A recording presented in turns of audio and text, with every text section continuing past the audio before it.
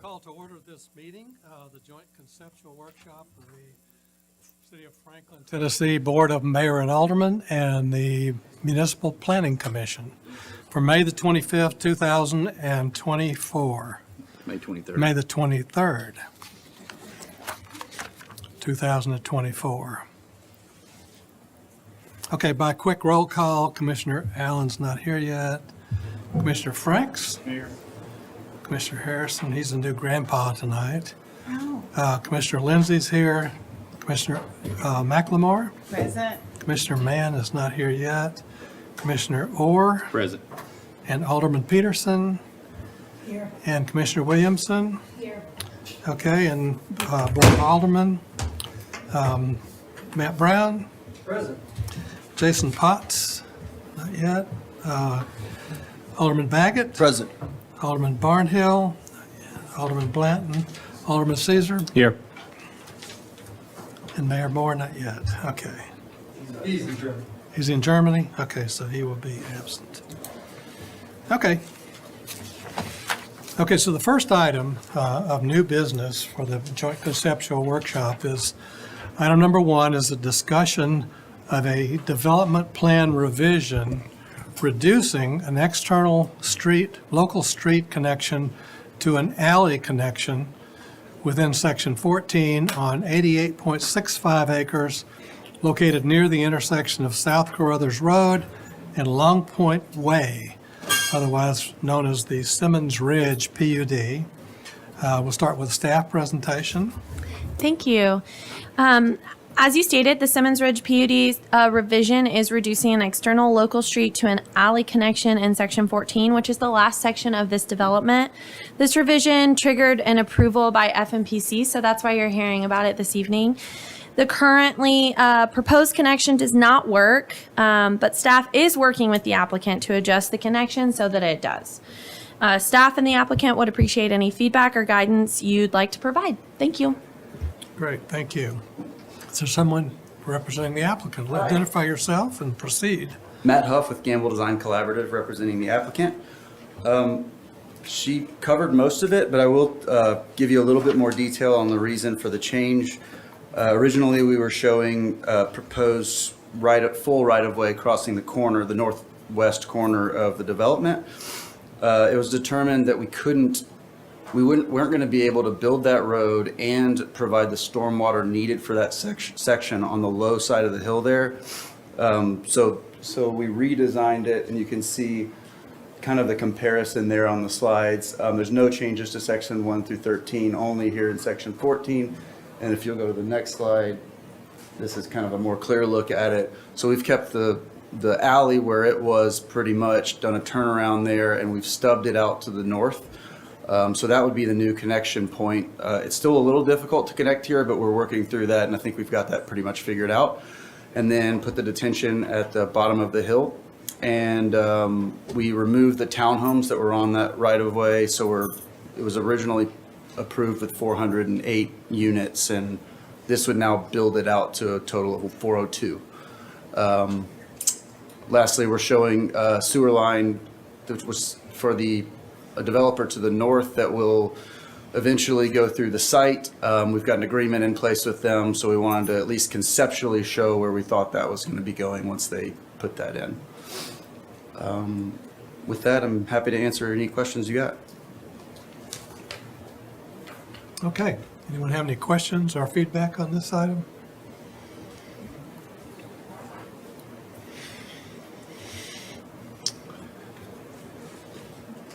I guess we could ask what staff opinion.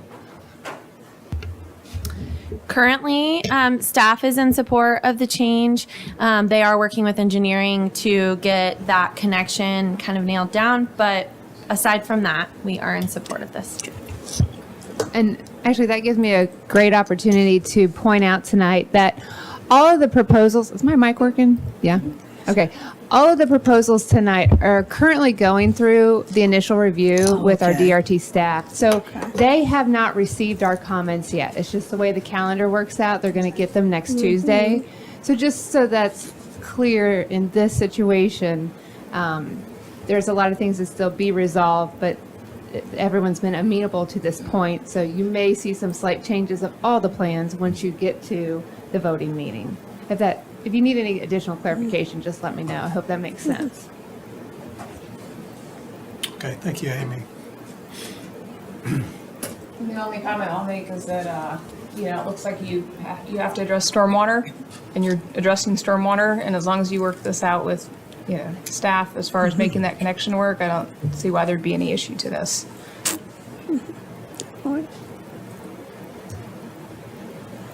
And that relocation of the stub has been pulled back and moved to the west so that it comes right up the back of the Correct. parcels. And that's just a stub that would connect in the future. That's right. We would build it out to the point that that there would be no grading done on the adjacent property. And then the rest of it would be right of way for if that connection ever happened. This looks like this also allows you an opportunity to do a little bit more in the way of your buffer plantings and things like that. Yeah, there's a lot more opportunities with this layout, we feel also. Okay. Okay. Any other comments, questions, suggestions? Alderman? Okay. Thank you. Matt, thank you very much.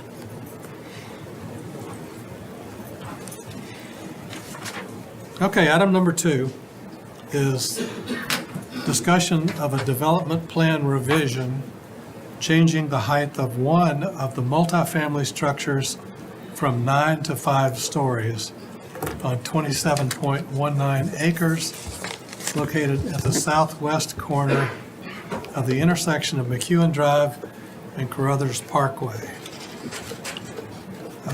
The Orium PUD. So I confirmed with staff that was not a typograph. The reduction from 9 to 5. This may be the first time we've ever seen something like that. But in any event, staff presentation. Thank you. Staff really only has to add that this revision did trigger being reviewed by FMPC. So this evening we are discussing a change from 9 stories to 5 stories. There is no density change. There is some phasing changes, but that is not affecting the plan overall. Staff and the applicant would appreciate any feedback or guidance you'd like to provide. Okay. Anyone representing the applicant on this item?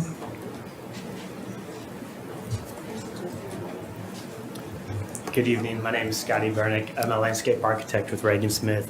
I thought I would just go through a couple slides just to explain some of the changes and some of the reasoning for our request tonight. As you're probably aware, the property is just south of McEwen, west of Carruthers there at that southwest intersection. The original approved plan in 2019 sort of focuses, it's on the page left, but it's sort of the south end of the site. Had 2 multifamily buildings shown conceptually around 9 stories in that area.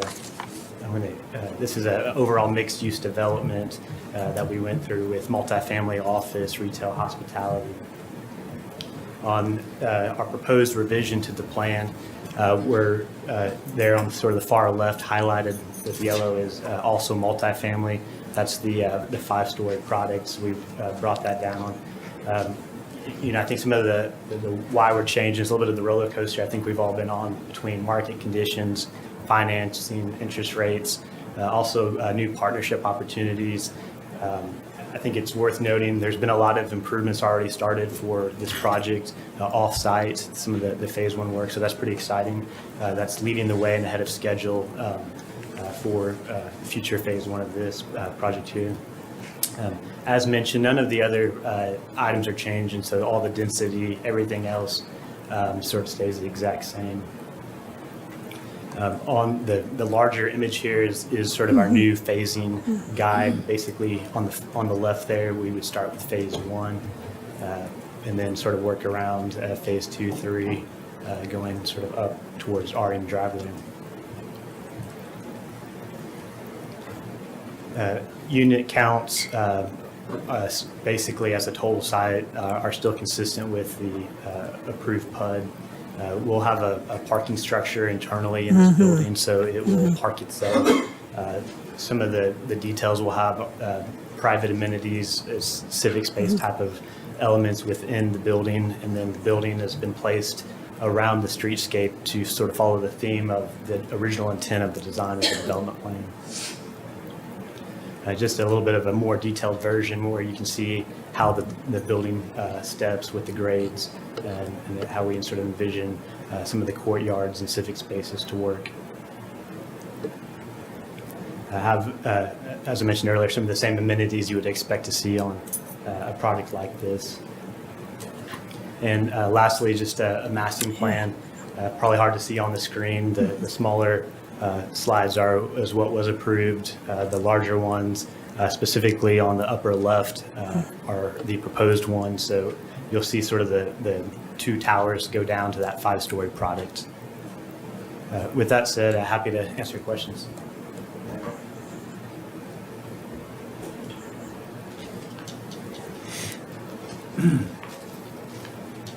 And this is the component that's identified as Phase 1. Yes, we're proposing this to be phase 1.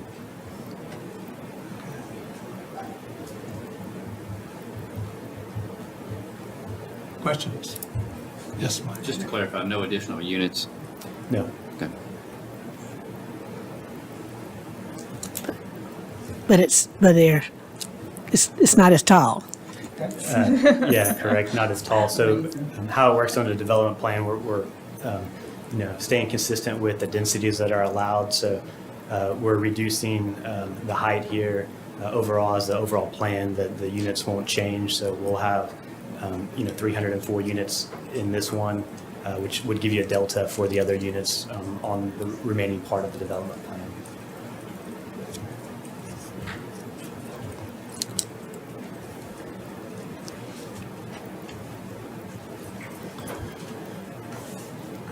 So you accomplish that by kind of spreading a little more on that site, so.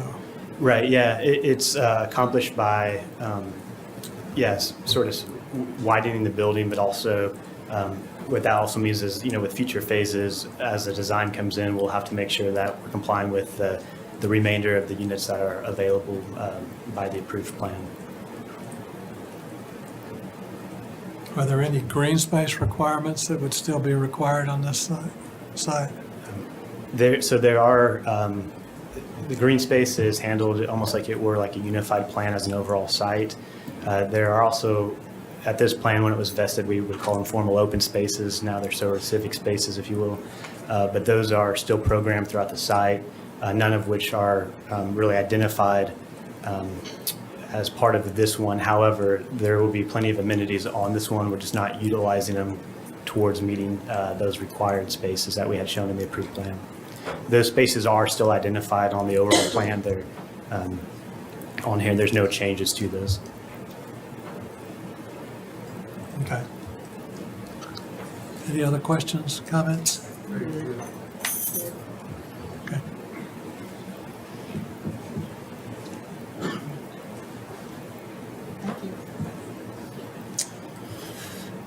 That it? Okay, great. Thank you, Scotty. Okay, item number 3 is discussion of a development plan revision adding 76,645 square feet of commercial space, a 120 key hotel, and 600 multifamily dwelling units on 86.52 acres located at the intersection of Mallory Lane and Baker's Bridge Road. This is the Galleria Commercial Complex PUD. Start with Yes. staff. Mr. Chair, I'd like to bring to your attention, after the agenda was published in the paper, the applicant reached out and asked to defer this item, so they'd like to present at a future joint conceptual workshop. So Okay. we won't be hearing that item tonight. All right.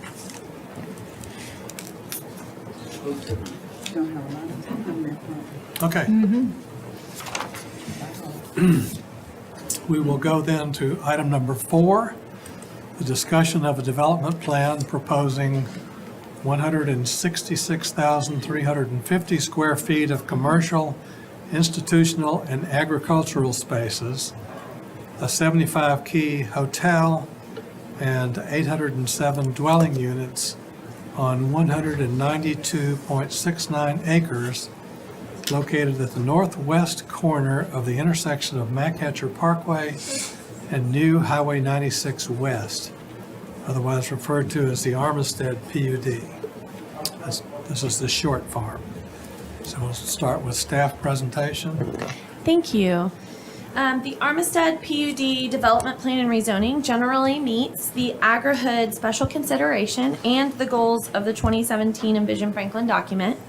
We're excited for such a unique and exciting project, and with that said, they have 8 MOS requests, 7 of which staff has reviewed during the pre-application process, and 1 submitted at initial submittal that staff has not had the benefit of discussing their recommendation.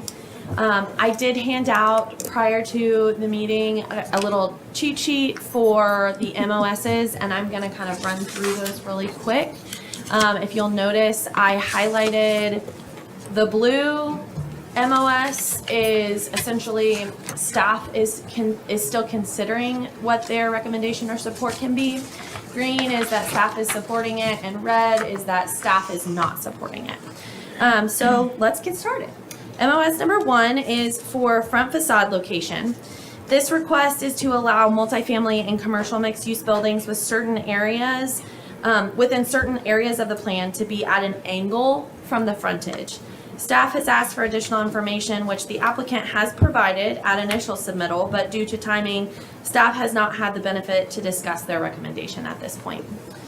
MOS number 2 is a pitched roof allowance. This is a request to allow commercial and mixed-use buildings to have a pitched roof consistent with more rural architectural design. Staff can support this MOS. MOS number 3 is SCO planting requirements. They are requesting to allow agricultural plantings such as fields and orchards instead of the required tree plantings within the SCO or the Scenic Corridor Overlay. Staff can support this MOS. MOS number 4, farmstead compound building type. This is a request to create the farmstead compound building type to be consistent with the farmstead compound within conservation subdivision design concept in Envision Franklin. There's currently not a building type within the zoning ordinance that implements this aspect of Envision Franklin. Staff had asked for additional information, which the applicant provided at initial submittal, but due to timing, we weren't able to, we didn't have the benefit of discussing it for recommendation, but staff is not overly concerned with what they've provided thus far, so staff can support it. We're working with them through this one. MOS number 5, irregular shaped signs. This is a request to allow 1 irregularly shaped hanging sign per business if the shape is representative of the business that it represents. Staff can support this MOS. MOS number 6, pedestrian circulation. This is a request to allow sidewalks only on one side of public and private streets. Staff can't currently support this MOS because staff has not been provided enough information on the request. MOS number 7. Parallel parking spaces. This request for a reduction in the width of parallel parking spaces to less than 8 feet. The city's standard width of 8 feet can cause parking struggles with larger vehicles at times, so staff does not support this MOS. MOS number 8, a request for reduction in minimum parking standards for multiplex, townhouses, multifamily parking based on ITE's parking generation manual parking demand. Staff is unable to provide a formal recommendation at this point because this request was added at initial submittal, and due to timing, staff has not had the benefit to discuss their recommendation. Staff and the applicant would appreciate any feedback or guidance you would like to provide, and now I'll pass it to Jimmy Wiseman. A couple other items to note. If you remember, a few months ago, Adam Mosier, our traffic engineer, had a presentation about the impacts of this development and our ongoing growth on the west side of town with respect to the intersection at Hillsborough Road and McHatcher. One big feedback we could get tonight was the comfort level of approval of adding more trips to that intersection where there's really nothing that can be done without building the second McHatcher Bridge. If you're going westbound, say you're on Hillsborough heading towards, or you're on McHatcher heading towards West Haven, we'll have a queue of about a mile long.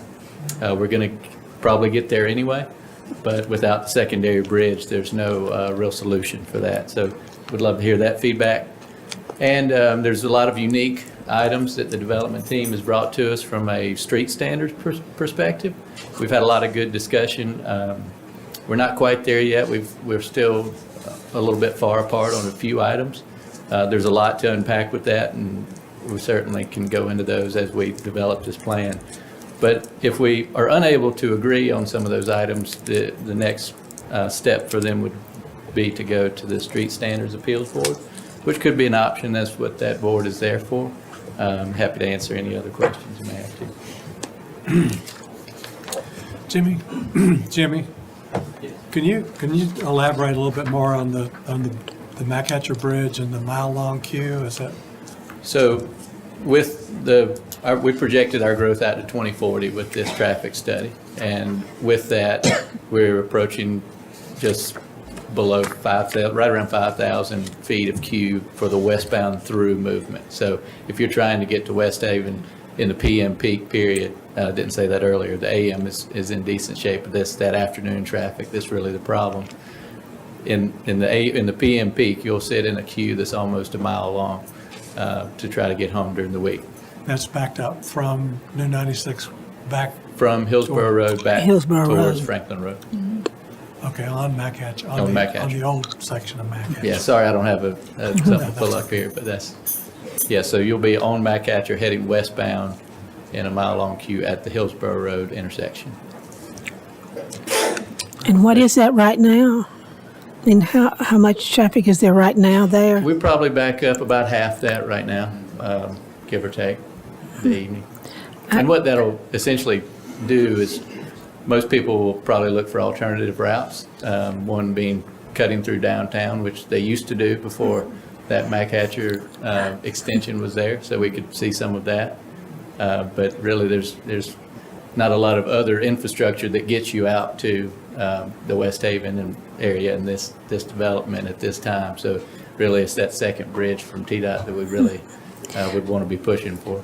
And so do we have I've forgotten what they call it from the transportation department that I've looked before, but didn't go back and look at this time.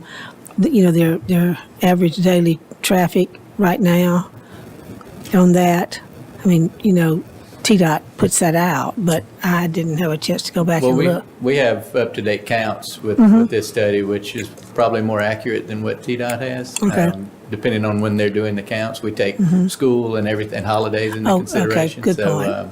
Good point. that these counts we have in this traffic impact analysis are very up-to-date. Okay, thank you. Thank you, Jimmy. So I'll turn it over to the applicant. Is someone representing the applicant tonight? All right. Hello. I'm Brian Wright. I'm the principal of Town Planning and Urban Design Collaborative and a co-founder of Character Development, representing the family and our development team.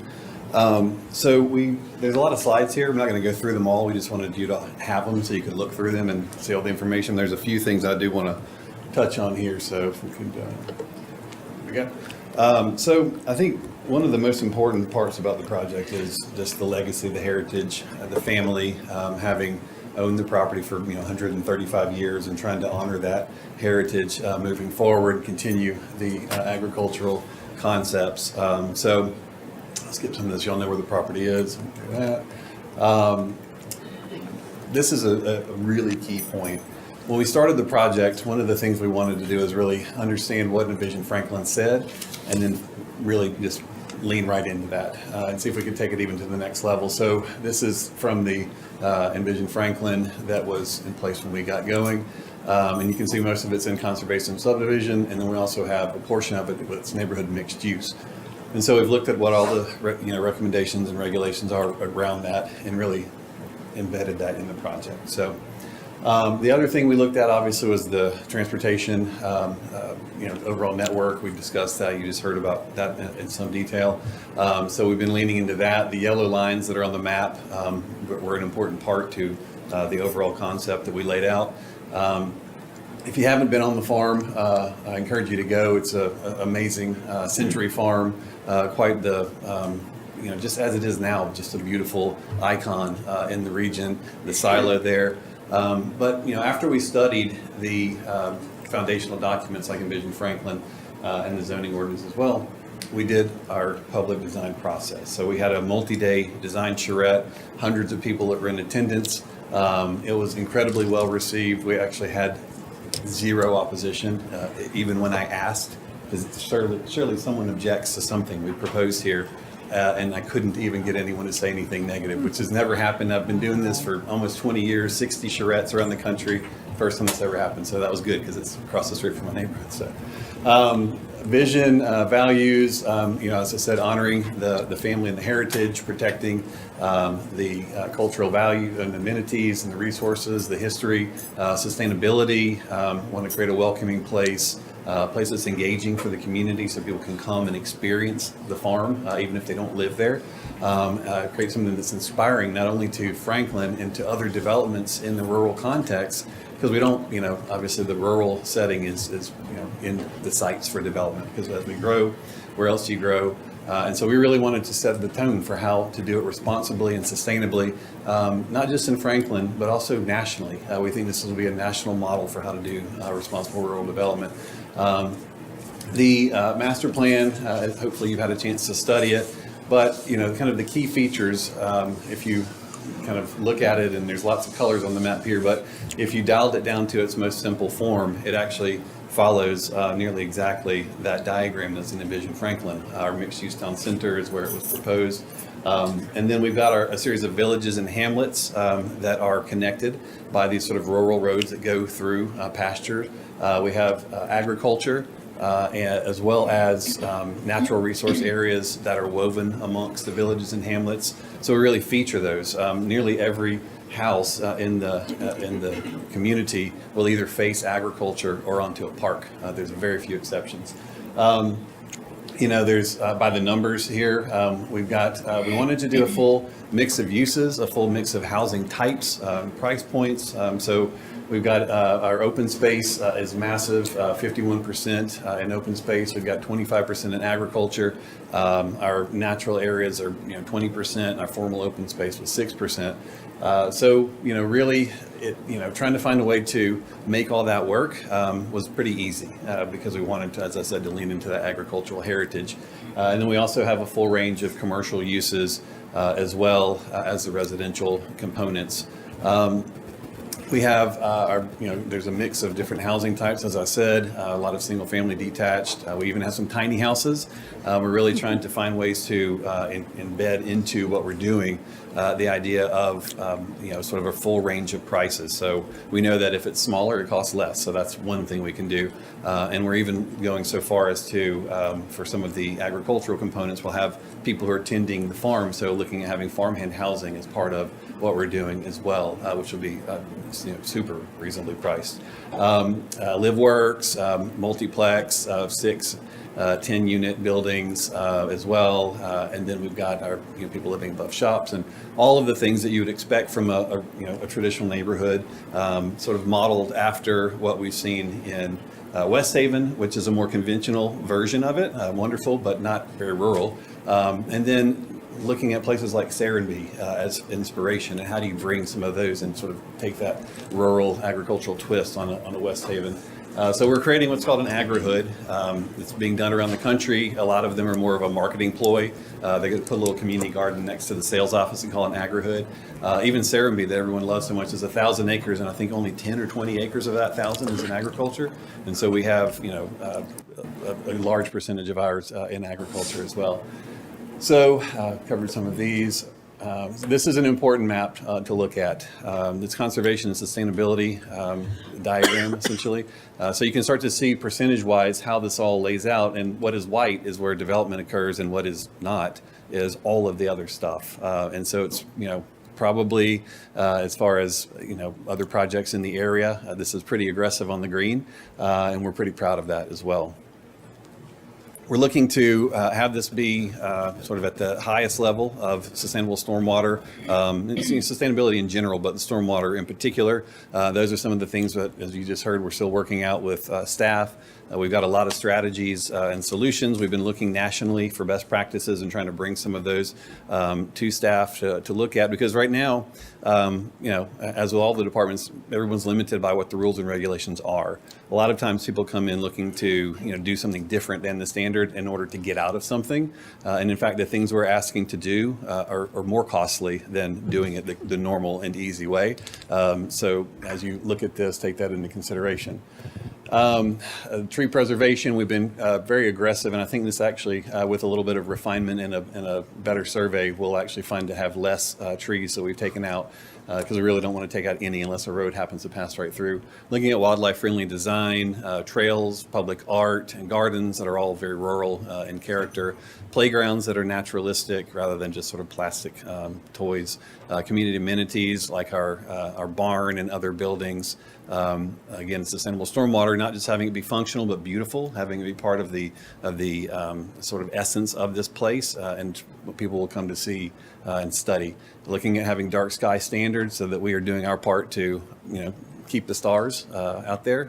It's a little hard, but we'll do our best. Our commercial mixed use areas, having sort of everyday uses, things that are necessary and needed, as well as things that are delightful and whimsical, and also fit into that rural character. Full range of housing types, single family detached of all shapes and sizes, cottage courts, townhouses, row houses, tiny homes, as I said, that fit in architecturally with the larger houses.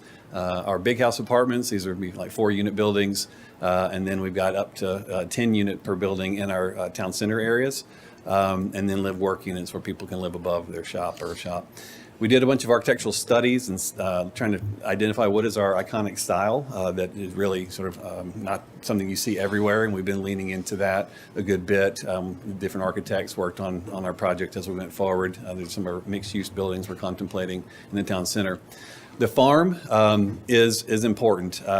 We actually heard, much to our surprise, that there's some suspicion or skepticism as to how much we're really going to be doing agriculture in this project. And we actually have a whole business plan, a whole strategy for it. There's some slides on that here.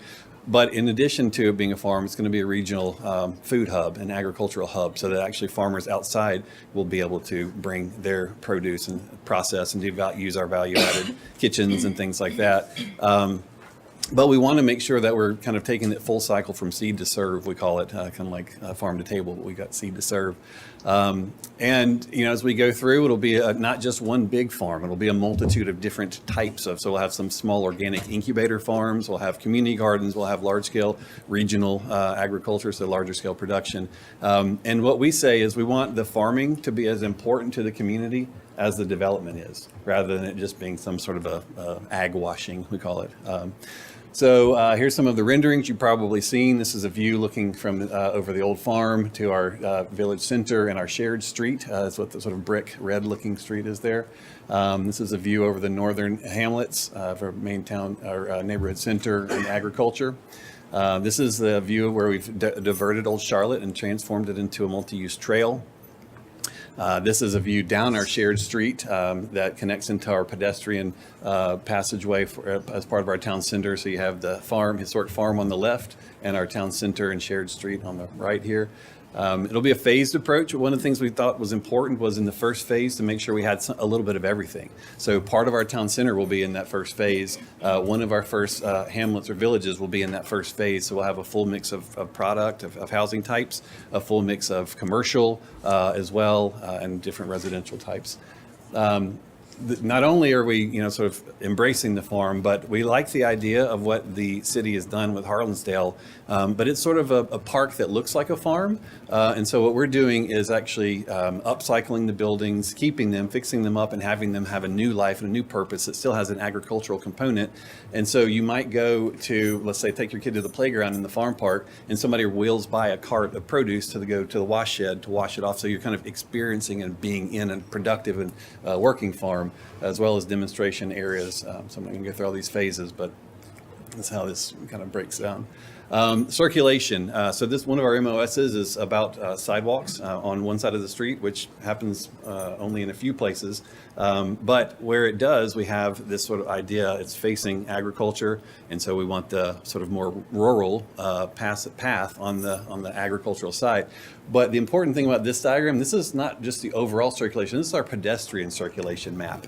So you see that obviously walkability, bikeability, all that stuff is of utmost importance to us. So we're not trying to get around a standard in that regard.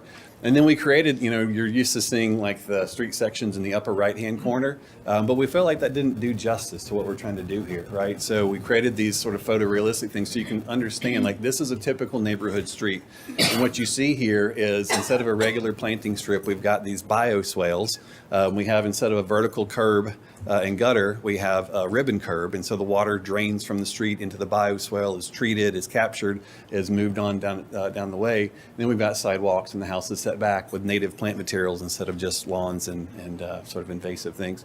This is one of our connectors that connects you between the hamlets and villages. So you see agriculture on both sides of you, and the beautiful hedgerow that you see on Old Charlotte. We've sort of brought that back and are using it throughout the project in these areas where we have the rural edge. This is where the town center is on one side and agriculture is on the other, running parallel to Old Charlotte. And again here, because it's town center, we actually did do a vertical curb and gutter, but we still have our sustainable stormwater, our bioswales, our bio bump outs as well. But then on the farm side, we have this ProAg ADA compatible, compliant sort of crushed gravel surface that's compacted and is able to be accessible.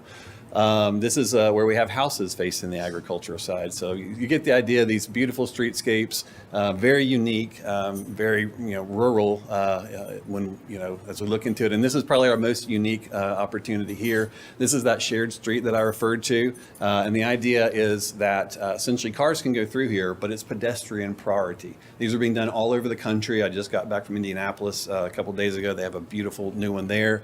And so the idea would be have a common paving material from edge to edge. You have your bioswales, planters, benches, fire pits and all that as you go through, and it becomes this really iconic place. It's for people primarily, but certainly works for emergency services, and it can work for slow-moving traffic as well. So we've got our MOSs. We're not going to get into detail on those right this minute, but I think the thing that we want to really talk about, hopefully today, if it's what y'all want to talk about, is the idea, like we did in our traffic and transportation meeting months and months ago, the idea that right now you have a set of tools, of regulations that didn't contemplate something like this.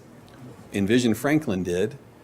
The public did when we went through our SREP process. We have now through our design process, but you don't have the rules and regulations. So we end up putting staff in a situation where they're like,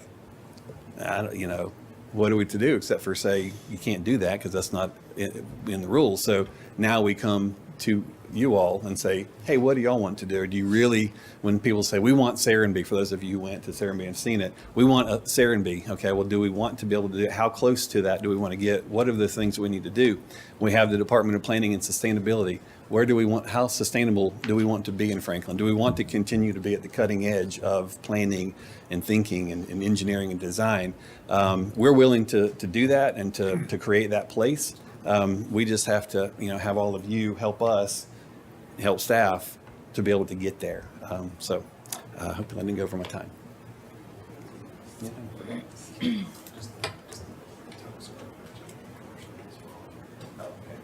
Craig said the total square footage of commercial was wrong on the slide, by the way, so.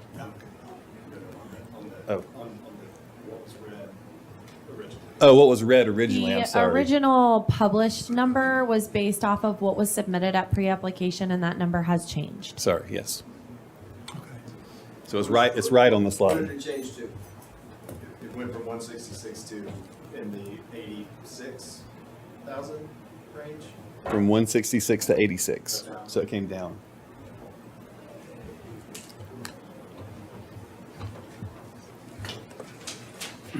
That's it for me. So Questions? that's a reduction of about a half on the commercial, institutional, and ag space. Does anything else change? The 75 Key Hotel? No, that was just that one thing. Yeah, let's talk about that. So, Mr. Orr? 75 Key Hotel, that doesn't sound very agriculture or farming based. I guess I must have missed that part on every time I've ever heard about this project since then. So let's get into why we think we need a hotel around all this agriculture. Sure, yeah, so the idea is it's a farm stay destination. The idea would be, Envision Franklin calls it out right now, a hotel and cottages that are associated with it, which is what Serenbe has. That's probably part of the inspiration, I suppose, why it ended up in Envision Franklin. So we said, okay, that sounds great. You know, who's not going to want to come and experience this? So the idea would be a boutique, you know, really cool inn and these cottages that go along with it. And the number of keys is based on kind of what becomes viable, not viable for like a national Hilton or a Holiday Inn or whatever, like, but what could work for a destination agri-tourism kind of a place. So and the idea would be that it would, you know, have its own little tavern that would kind of go along with it. But, you know, people could come, stay, come, you know, get their hands in the dirt, work on the farm, do those kind of things. Do you have a rendering of it? Of the hotel? Yeah. We don't, but I can show you in the plan, because that helps a little bit. We start to see how it's. I know when we visited Serenbe that they had a really fabulous master plan there.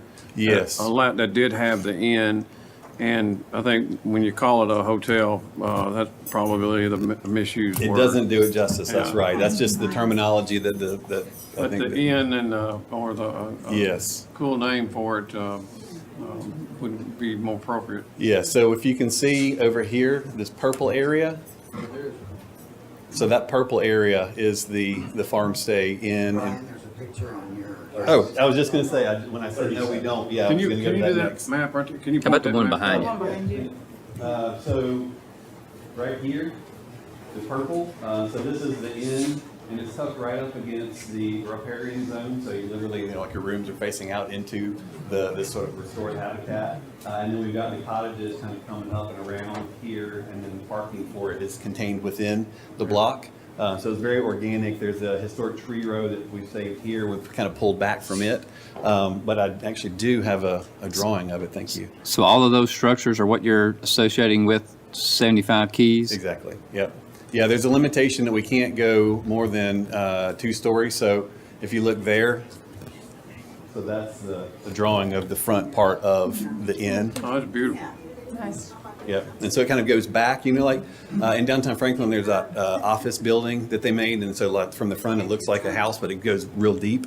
So that's how we kind of did it, so it didn't seem like so many rooms. And then the cottages would just be like small scale, feel like old, you know, residential units that turned into. Beautiful. Thank you. I mean, I'd just like to say that, you know, I think when the Matt Catcher extension came out there, we knew there was development coming, and there's a lot of trepidation about what that's going to look like. I think this is a great example of what I think we were hoping would probably happen with that, knowing that development will come. Love dark skies, huge proponent of that. I live in Franklin Green. On an overcast day, I have to shut the blackout curtains because of light pollution from West Haven. Yes, I know. So all Guilty. for that. Just on some of the modification of street requests or modification of standards, the sidewalk on one side, definitely would have to see that in that situation. Right. But it looks like the development, you have some very carefully thought out, things are very thought out. And then the other one was just the reduction of parallel parking. 8 feet, I know kind of out that way, I'm out in West Haven a lot. Around there's a lot of people with kind of SUVs, CRV type stuff. And I could see that being a little problematic. Yeah. And so that one, I don't think I could support that one. Let's see, and then the parking reduction, I just would probably want to see comparable numbers of other things to show that that's appropriate. Yep.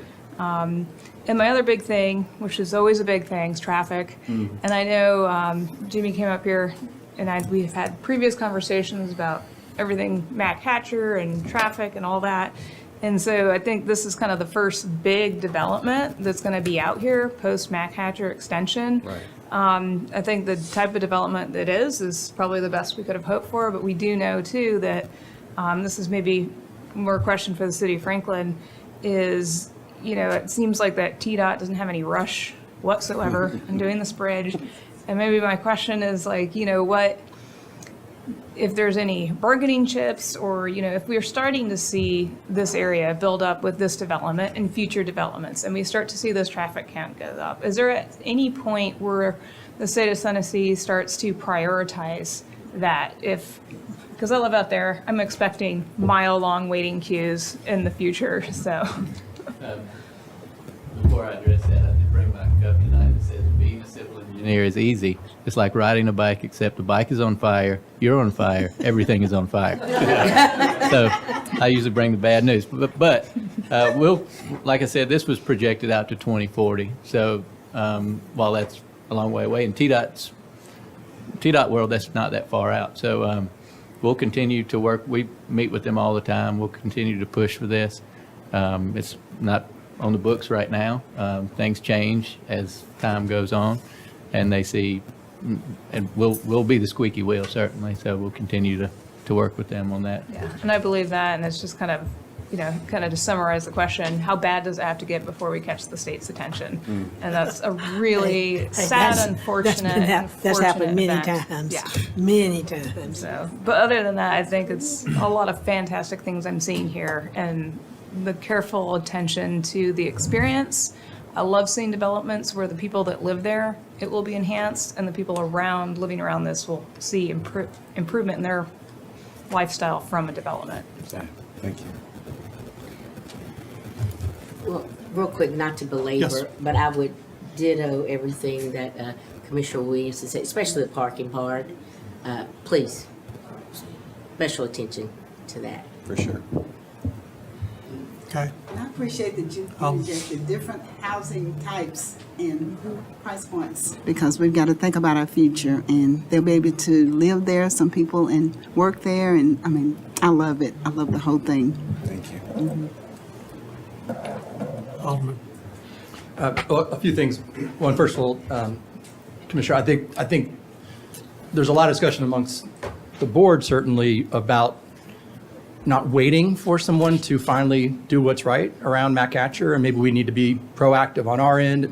Couldn't tell you what that looks like yet, but a fair amount of discussion in our work sessions and so forth about what do we need to do to get ahead of it, and what different paths might we take. So we're certainly not thinking about Mac Hatcher in terms of waiting on a state funding, more so what can we do? And so I think there'll be a plan to address at some point here.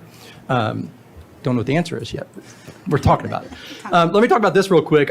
First of all, I think you go on these vision trips, you see a Serenbe, and I don't know about you guys, but I think sometimes you look at them, you say, yeah, but can we ever really do this? Will this ever really happen? Will somebody actually bring us a plan to do this? And not only have you guys brought a plan, but you actually ran a community process that almost mirrored exactly what we saw at Serenbe, came out of a community process of people who didn't go to Serenbe. And so I think it's really cool that we saw something that we love, the community sees something that they love, and somehow they ended up being the same thing. I think through this process, I think staff, planning especially, has been trying to figure out how to say yes. And I think through Envision Franklin and all that, I think we really have tried. I think everybody sees how incredible this is on the fringe of our UGB, out next to Gentry Farm. Like, it's so contextually appropriate and awesome. It's just a really cool placemaking. I actually hope that we think about things like this on the other side of town. But I think we've now hit a place where, through the planning, but now into the ordinances of street and engineering, we need to also help our staff figure out how to say yes there. And I totally feel for Paul and Jimmy and the rest. They've got a set of box and a guidelines that says, here's how we do it here. But yet we finally have a chance to do something different that I think we all would love to do.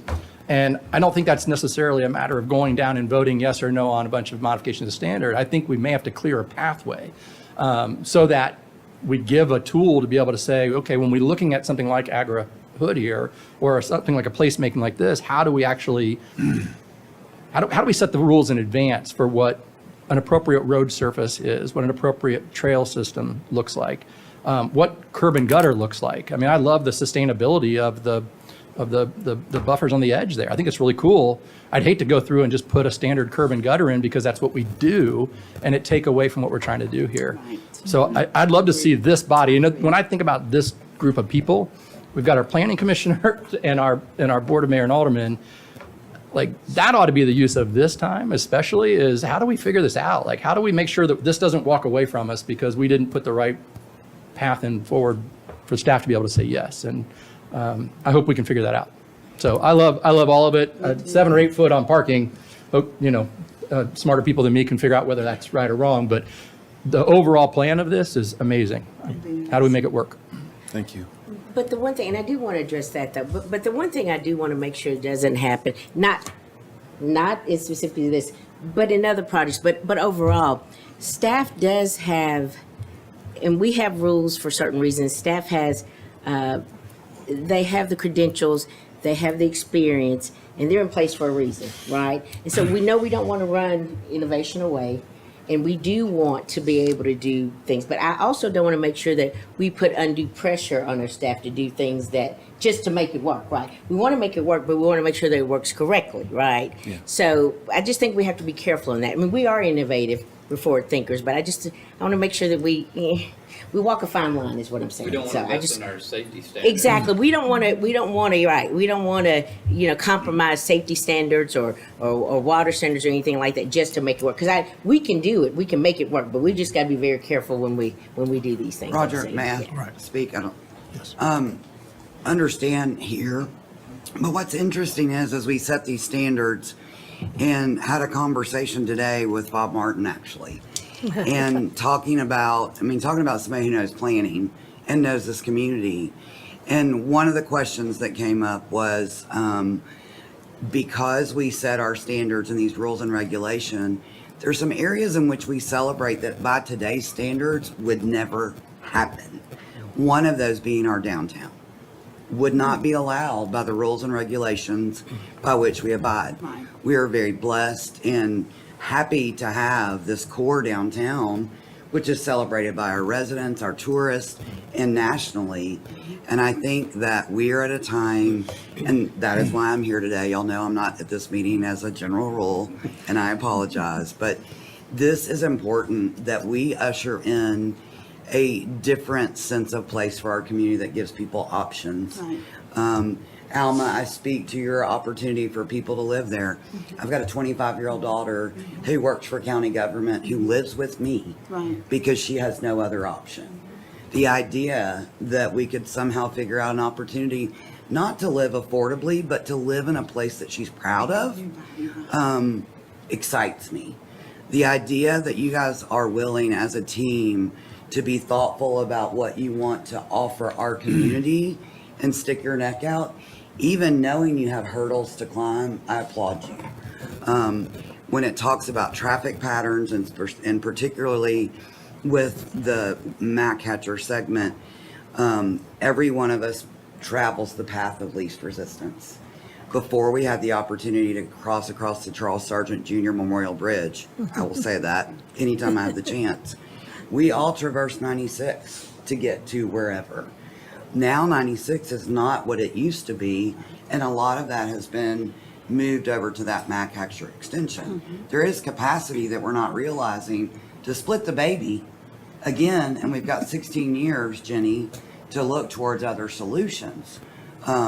So I plead with the body I belong to and the body that sits here in planning, we've got to stop delivering mixed-use developments that are stacking our people on top of each other. To me, that's the traffic situation. This is thoughtful, it is spread out, it is unique. I did go on the trip to Serenbe, which is why I'm sitting here advocating for this.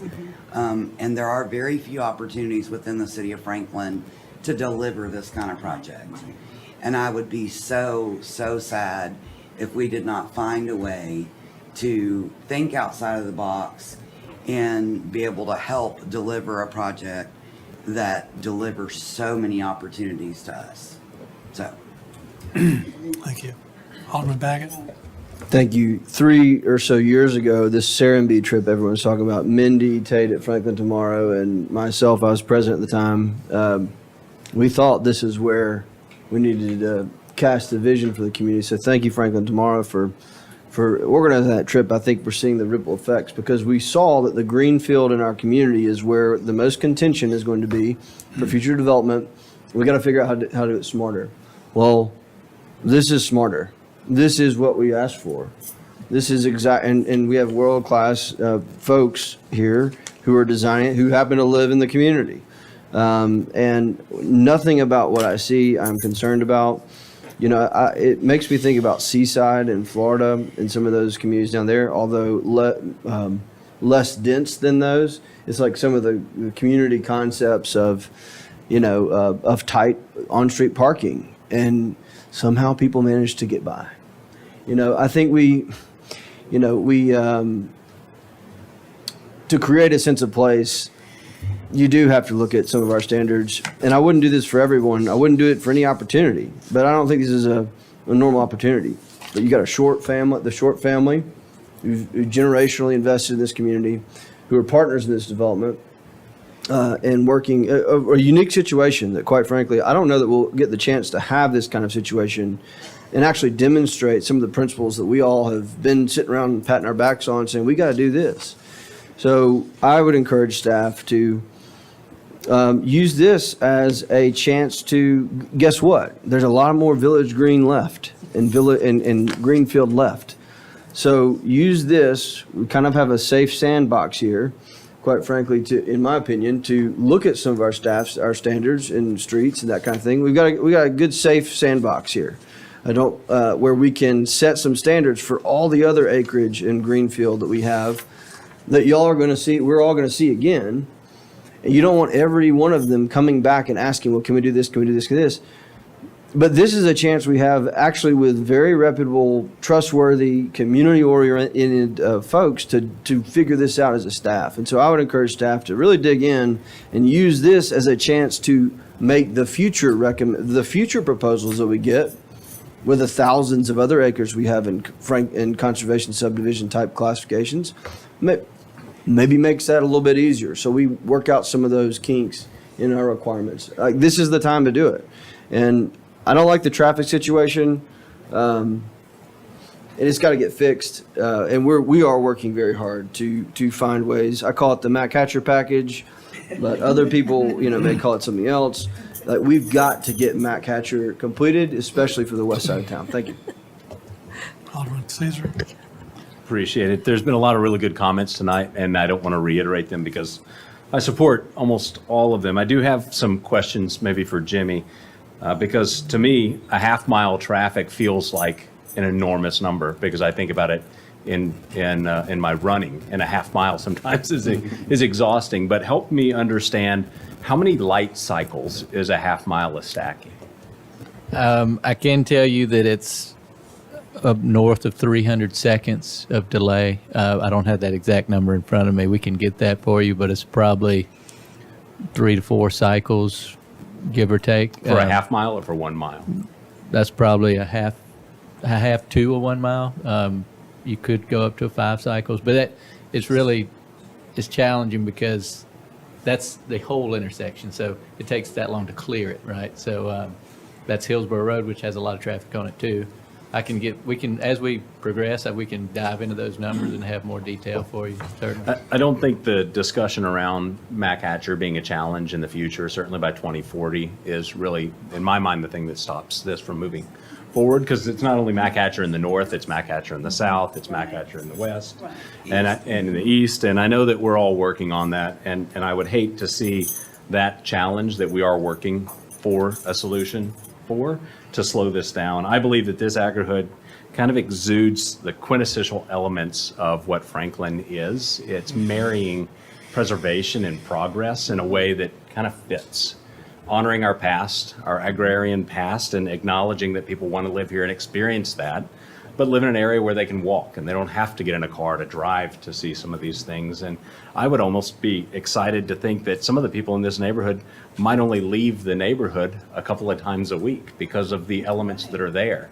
They can work, they can play, they can purchase food, all within the this particular development. So I'm excited about it. I was not fortunate enough to be able to go to this magical Serenbe trip that everyone is talking about, and I'm excited about the potential with this board's support of this Armistead Right. becoming the new Serenbe and being right here in Franklin. So, sorry. One more comment. You understand this meeting, so let's everybody get on. This meeting is to make the project better. Yeah. This meeting does not say we don't like the project. Understand what we're saying here. Yeah, You know, I hear love it. the project, make it better. Yeah. That's what this is for. We want this to be the jewel of Franklin, right? So comments at this meeting are to make the project better, okay? Because we've got to live with this. Franklin has to live with this. It's not to say we don't like the project. So let's just make sure everybody understands that.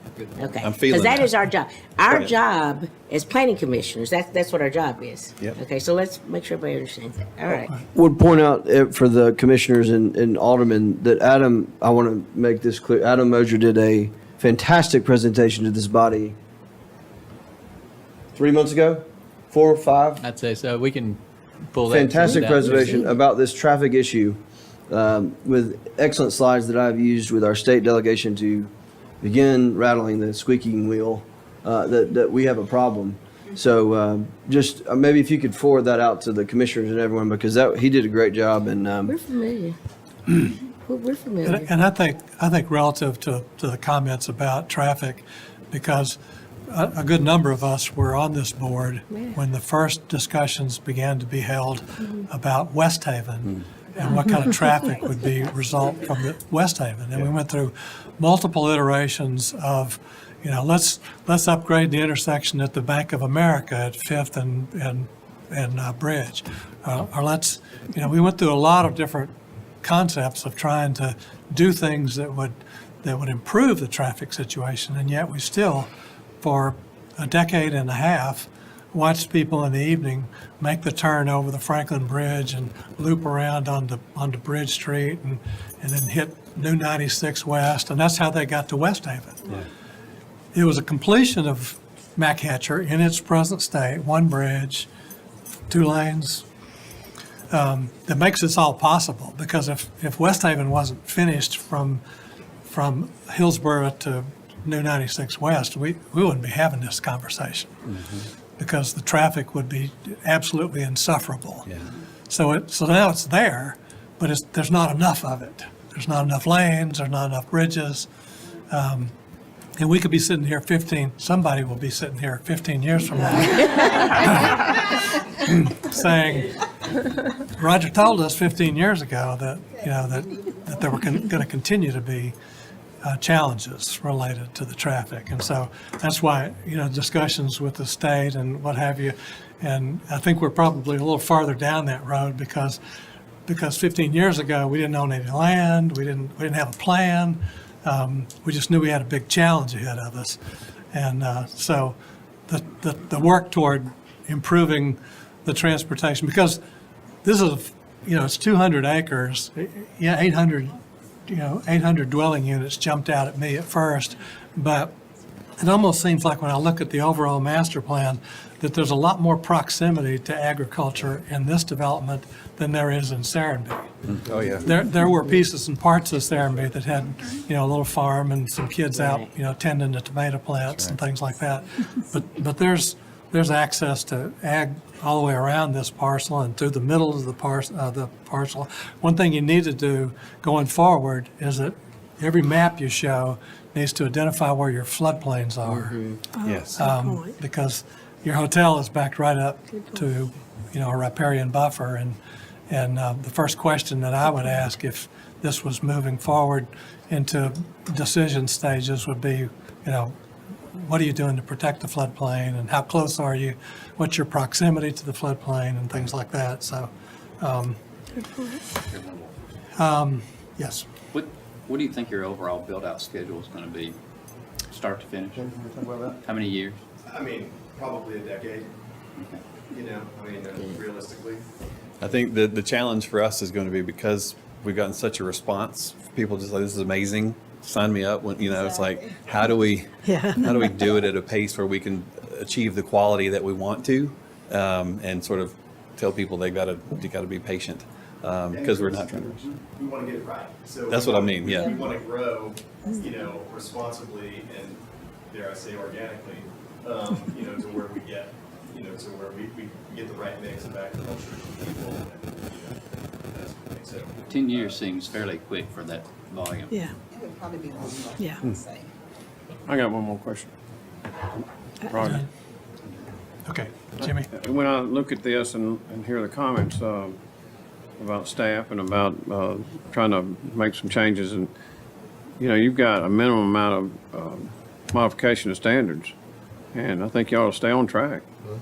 I believe it's a great project.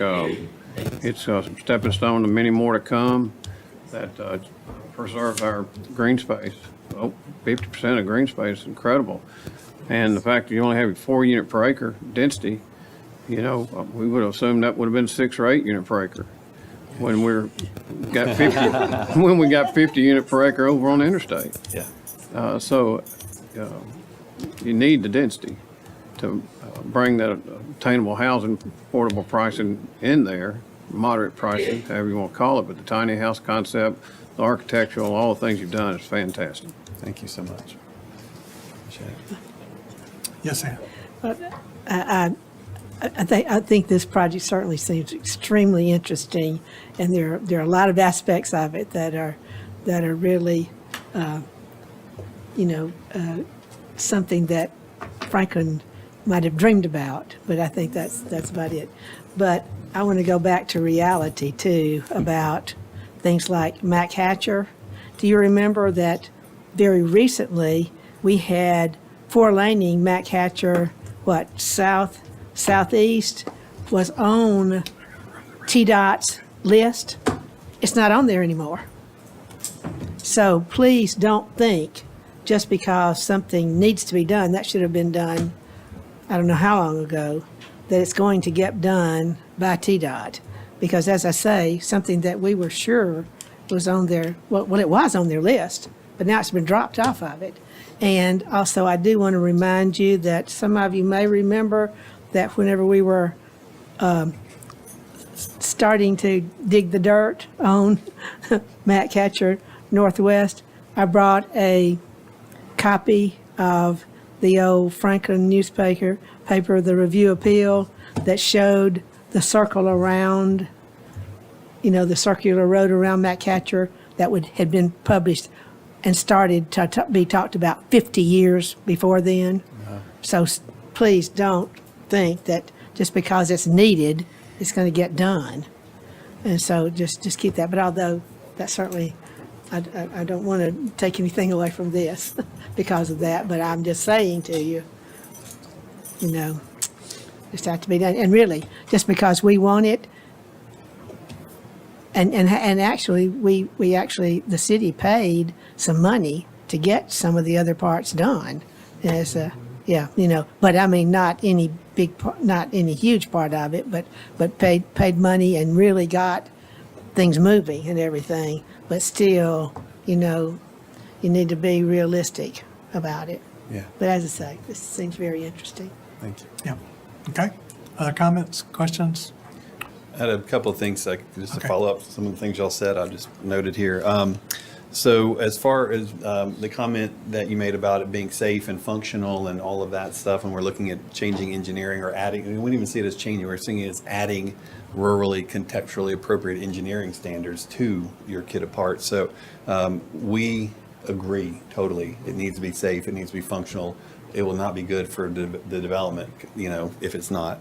The other thing is, and Brandy mentioned this, the idea of people changing their habits based on friction, right? And so right now, we didn't used to have Mac Hatcher and people went a different way. We opened it up, now, let's go there.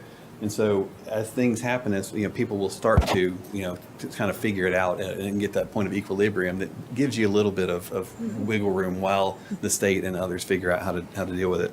I think the other thing I was going to say is the floodplain you mentioned. We've already actually just in the past month modified the plan because where we think we might have a floodplain. We know where it was originally mapped. We're in the process of getting it updated, but we went ahead and assumed it so we didn't have to adjust the plans later. And then I think lastly, we have the MOSs that are listed here, but in addition to the MOSs, we have our MOES, modification of engineering standards, right? And so I think that is the thing, in a lot of our discussions with staff, they're like, well, there's the Stormwater or Streets Appeals Board or something like that. So, if they don't have a way to say yes, then we can go talk to them, but I think they never say yes. It's like, well, if engineering can't say yes, why would we say yes? So we're trying to stay away from that. We think that, based on the way right now the zoning ordinance talks about the fact that, old projects have to meet the standards from engineering, it's kind of like a high level authority at that point derived from the zoning ordinance, of which you all do have some say so over that. And so you may be able to give them some relief and, to do these things and to be a bit experimental. But most importantly, a lot of the issues aren't even safety issues that we've talked about. They're maintenance issues.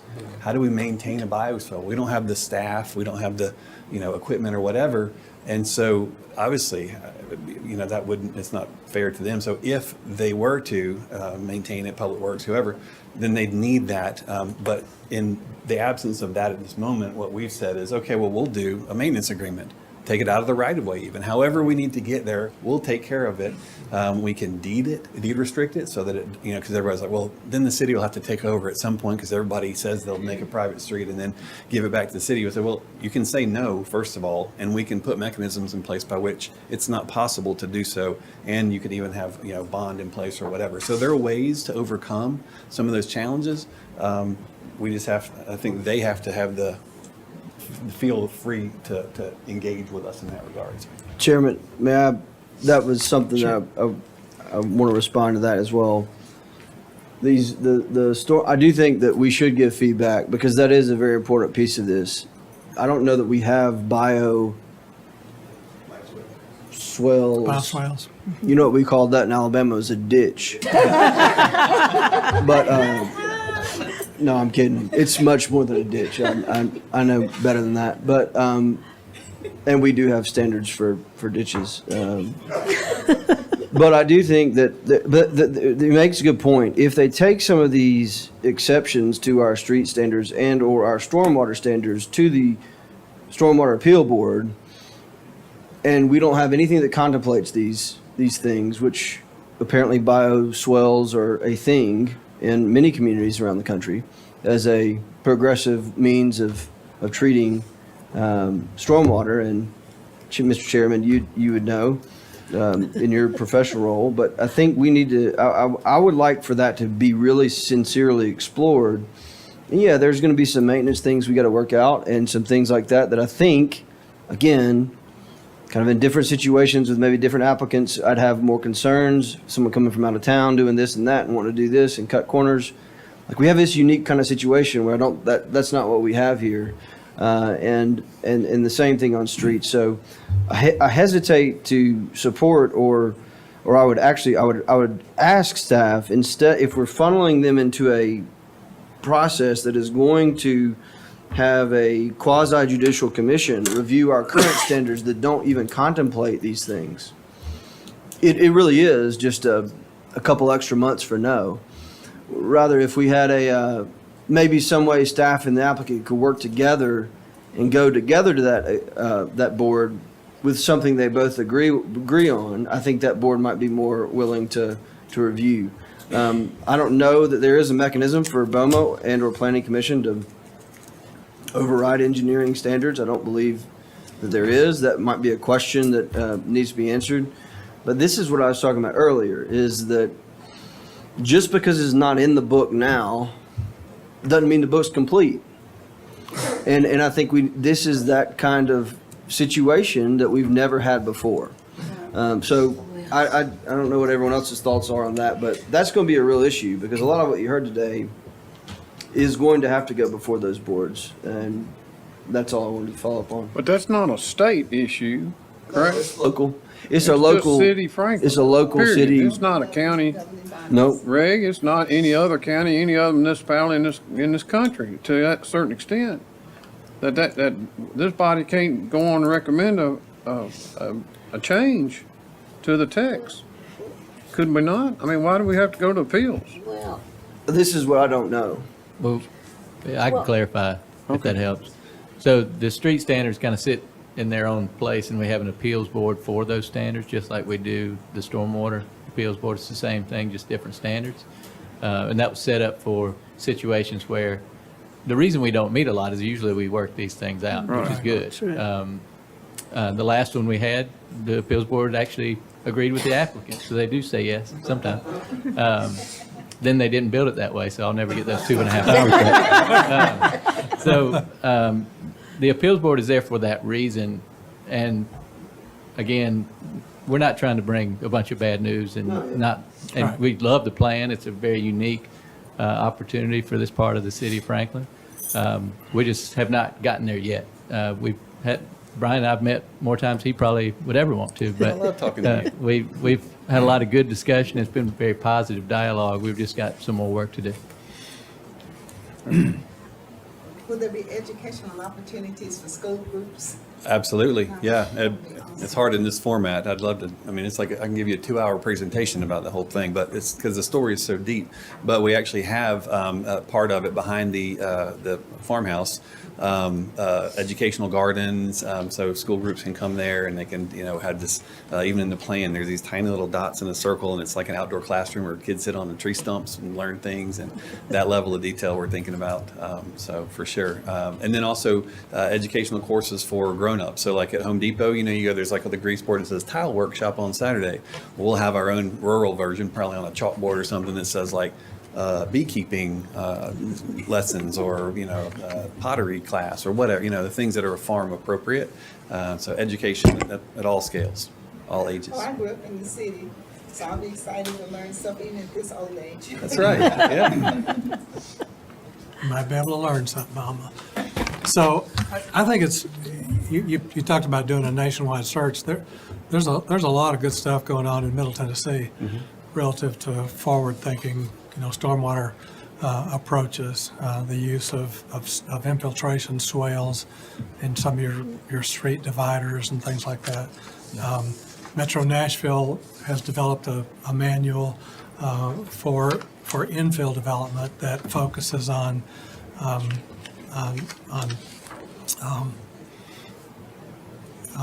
what do you call it? Urban stormwater design? Yeah, it's about the use of a lot of infiltration swales and a lot of, in some cases, features on sites with the houses themselves. Most developments have to demonstrate that the first inch of rain that falls on a site is absorbed into the ground. And so there's a lot of information relative to, are there more natural ways of handling some of this? And this should be an opportunity to really kind of demonstrate some of those things and to work with engineering, and the Stormwater Appeals Committee is a reasonable group. I'm the only chairman it's ever had. So The design and construction of those isn't really a problem. It's the maintenance agreement. Yeah. Who's going to keep it up is going to be the city. Right. There are some construction issues that need to be addressed. Jimmy was talking about, having a 6-foot retaining wall between the street and the bioswale, which for us is like nearly makes it cost prohibitive. But I think there's some standard we get to so that the road doesn't slump into the bioswale. So there are a few construction things that need to be worked out. Right. And there are a multitude of different things besides just the bioswale. We're looking at green gutters and, on and on and on. But, we've always said from the beginning, from our first meeting with staff, we said, we want to be the guinea pig. What do y'all want to try out? Here's what we think, what we'd like to do. But if y'all have been looking at stuff, we'll do it. So besides the 6-foot retaining wall. And I think there are a lot of opportunities to do that. When I looked at the overall plan, there are a couple of detention type basins on the site, but there are some fairly expansive areas of the site that the water doesn't just drain into the pond. That's right. So the opportunities to reuse that water, to use that water to irrigate got it. some of the plantings, ag plantings, things like that. So those opportunities exist. Any other comments, feedback? Okay. Great. Thank you all. This is very helpful. I appreciate We it. appreciate it, Brian. Thank you. Okay. The next item is a discussion of 5-year zoning ordinance update. And so I'll start with Kelly with a staff presentation.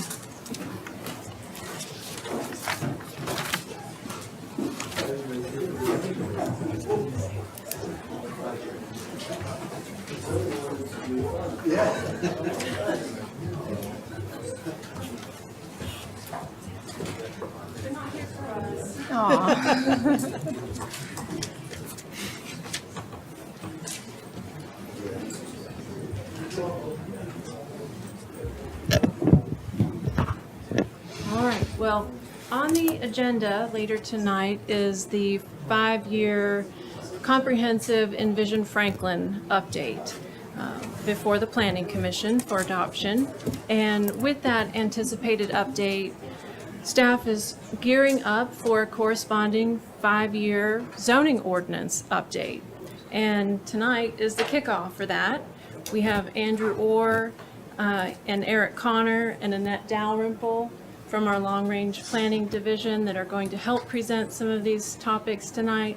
And then Shannon McCoy, our zoning administrator, to fill in with any building and neighborhood services related questions that may arise. But we'll just jump right in. Okay.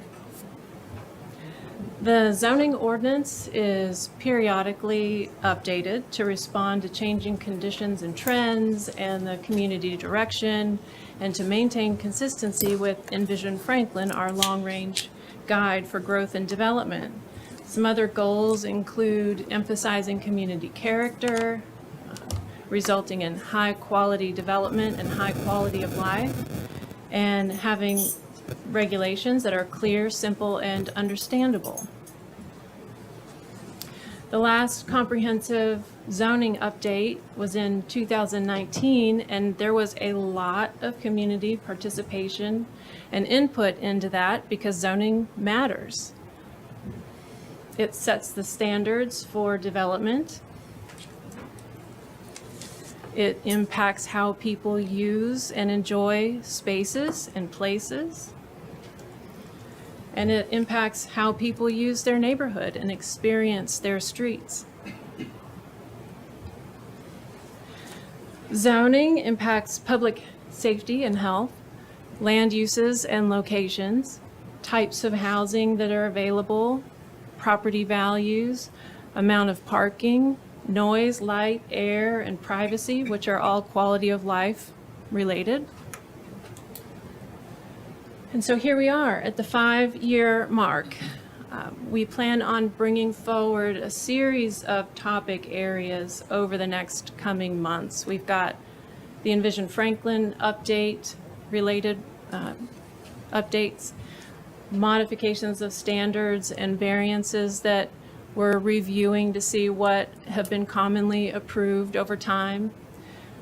We have state law changes that we need to respond to in our local zoning ordinance. We may bring forward some best practices as well for your consideration. And then the FEMA floodplain maps, when we get those final adopted maps, we'll also be bringing those forward to update in our local zoning ordinance. But tonight, we would like to focus on potential topics from individual BOMA and Planning Commission members. These are topics that we've received from individual members to include for discussion in the next update. The goal tonight is to introduce each of these topics and see if there is consensus amongst this group to move forward with studying these further. That includes allocating staff time and resources into that study, engaging the community, and then bringing back some options for your consideration. This also may not be a comprehensive list of items that you'd like to talk about. So we'll make sure there's time at the end of this for other potential topics to talk about those as well. But these include setbacks for telecommunication towers near schools, the homeowner occupancy requirement for long-term rental of accessory dwellings, gas stations in neighborhood commercial districts, parking requirements in the downtown district, and the landscape buffer requirements for new development along existing homes. So we'll go through these one at a time and then ask for discussion and then move on to the next one. So the first one is setbacks for telecommunication towers near schools. For this one, the county recently passed an amendment, a zoning amendment, to require the traditional telecommunication towers, so the bigger towers, not the small cell facilities, to have a minimum setback of 1,500 feet from an educational facility. Several BOMA members have received these email requests and forwarded them on to us, and their request to have our standards be updated to reflect the county's standards. We do have a number of standards related to the traditional telecommunication tower zoning requirements and several related to distance.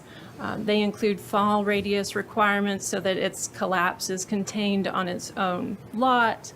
There are separation distances between towers, and there are separation distances between towers and off-site lots. For residential, that's at least 200 feet and maybe more depending on the type of the tower and the type of residential. There aren't any for non-residential uses other than the setbacks that belong to that particular zoning district. This map shows the majority of the educational facilities, public and private schools in the city, with the green dots, and the green area circles around them show the 1,500-foot buffer across the city if that were to be implemented in the city. But just wanted to bring that in topic to you all and see if you would like us to study that further and bring back options to consider. I would just say I would be interested in this. This is something I've kind of looked into and got a little bit of knowledge when I was looking for housing, and they're in weird places and you're like, what does that mean? And those distances that they're adopting aren't haphazard. They're based on radiation measurements. So, and there's, new studies popping up all the time, but, it's coming from somewhere. And I think that's something that will always be also coming up just from a planning standpoint, from a community standpoint is concerned. So I think we should probably take a look at some of the adoptions that other municipalities and all are taking on that. Commissioner Williamson, are those related to distance from schools, or are there other? A lot of it, not so much distance to schools. I think children in general are seen as a more vulnerable population because they're still developing and all. But a lot of the stuff I've seen is just kind of in distances to, people living there, that even if you're living or for an extended period of time, if you're in a radius, you're getting X amount of radiation exposure. So all of that's kind of based on that. As far as from schools, again, it's the population and usually the concern of that population in the community, so. Okay. Other comments, questions on this? I think it's worth exploring. I'm not sure. I was trying to think about the study of public outreach. I don't know if people would know enough. I would think you would either be strongly against the towers or be neutral. Like, I don't know if a whole lot of people would be like, oh yeah, I want one of those things in my backyard. So I'm not sure what the survey, I'm not sure how you do a survey to get to sentiment about what to do with this. I think this may be a place where we just have to kind of get the thought leadership, to get the smart people, and then we have to make a decision. I'm not sure what public outreach gets you on this one.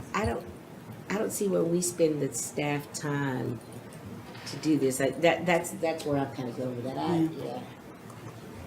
So just, Well, let me just clarify, because that comment was kind of based on, these are just general modifications we're looking at, or is this modifications that staff wants to know if we need a public outreach on?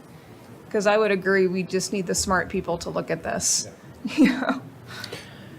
It very well might vary based on what the topic is. That's an accurate assessment, I would think. We would look at this further and make sure that what we would bring back would be in line with federal statutes and all the state requirements and making sure that nothing effectively prohibits telecommunication towers, because that's not the goal either, because they are a necessity. They are called out here where the existing ones are with the red dots on this map. So you can see where kind of they lay across the city. But it's really just to see if there's consensus as to whether you would like us to look at this further and bring back something. Are you interested in the 1,500-foot setback from educational facilities to match the county's requirements, or are you content with our current requirements that address residential only? Because my thought is the next thing, at the rate we're growing, before long, if we get too strict, we won't have enough cell service for everybody. Take someone who was in telecommunications for a while. Yeah. Because we're approaching, I'm telling you, before long, if we get too restrictive, not trying to get you, we'll be restricted to how much we can talk on all these devices we have. So I'm just saying, we can, but. We want the service, but we don't want the Yeah, we don't want the towers, yeah. Mr. Chair, if I could. Yes. The only thing I would say is let's not blindly assume that the 1,500-foot barrier is the right number. If we're going to study this, let's find the right number that protects our residents, that protects our children, and that allows all of us to have the communication that we've grown so accustomed to, carrying 5G in our pockets every day. But I do acknowledge that we have received a great number of communications from concerned citizens, and this is something that's important to us, and I'd hate for us to assume that the 1,500-foot barrier is the right number. If we're going to study it, I agree with my colleague over here who says, let's not necessarily, I don't know that the public input on whether they like it or not is going to be very meaningful, and I'd want us to use our time instead to really dig into the science that's out there, understanding that there is some science and there is some pseudoscience that is out there around this. The word is science. Yeah, that's the right word. Yeah. Commissioner, or Chairman, Yes. I think, well, like it or not, on the public outreach, I've got a feeling we're going to get the public outreach, which is a good thing. It's always good for citizens to speak up, and we've gotten a lot of emails. But I agree, what I do think, though, the decision that I will look at is I'm looking for staff to provide objective, professional standards that they see across the country that look at both sides of whatever issue there might be out there of health and welfare, and trying to help us narrow down into a reasonable, change. I have no problem doing the 1,500 feet and match the county. I mean, it doesn't look like that is not going to, in my opinion, all these green dots is not going to prohibit us from putting up someone putting up cell phone towers. I have no problem matching the county's ordinance here. But I think us having some basis of, or research done by staff to see what a standard is and what planning professionals are doing, I think that'd be great. Right, and just to piggyback on Alderman Baggett's comments, I don't know what the standards look like in cities that have implemented them, or even Williamson County, and what that looks like. But I wonder too, and maybe because this is a blank slate, if we throw on the consideration of what our expectations are with respect to the towers themselves, from the standpoint of visual effects, the visual elements of having a tower on a site, whether it needs to be incorporated into some kind of an architectural feature that essentially hides the view of the tower. I don't know whether that's a part of this or not, but I throw it out there. And as we look at the way other cities or other states are regulating telecommunications towers, it bears, I think, just kind of a look too.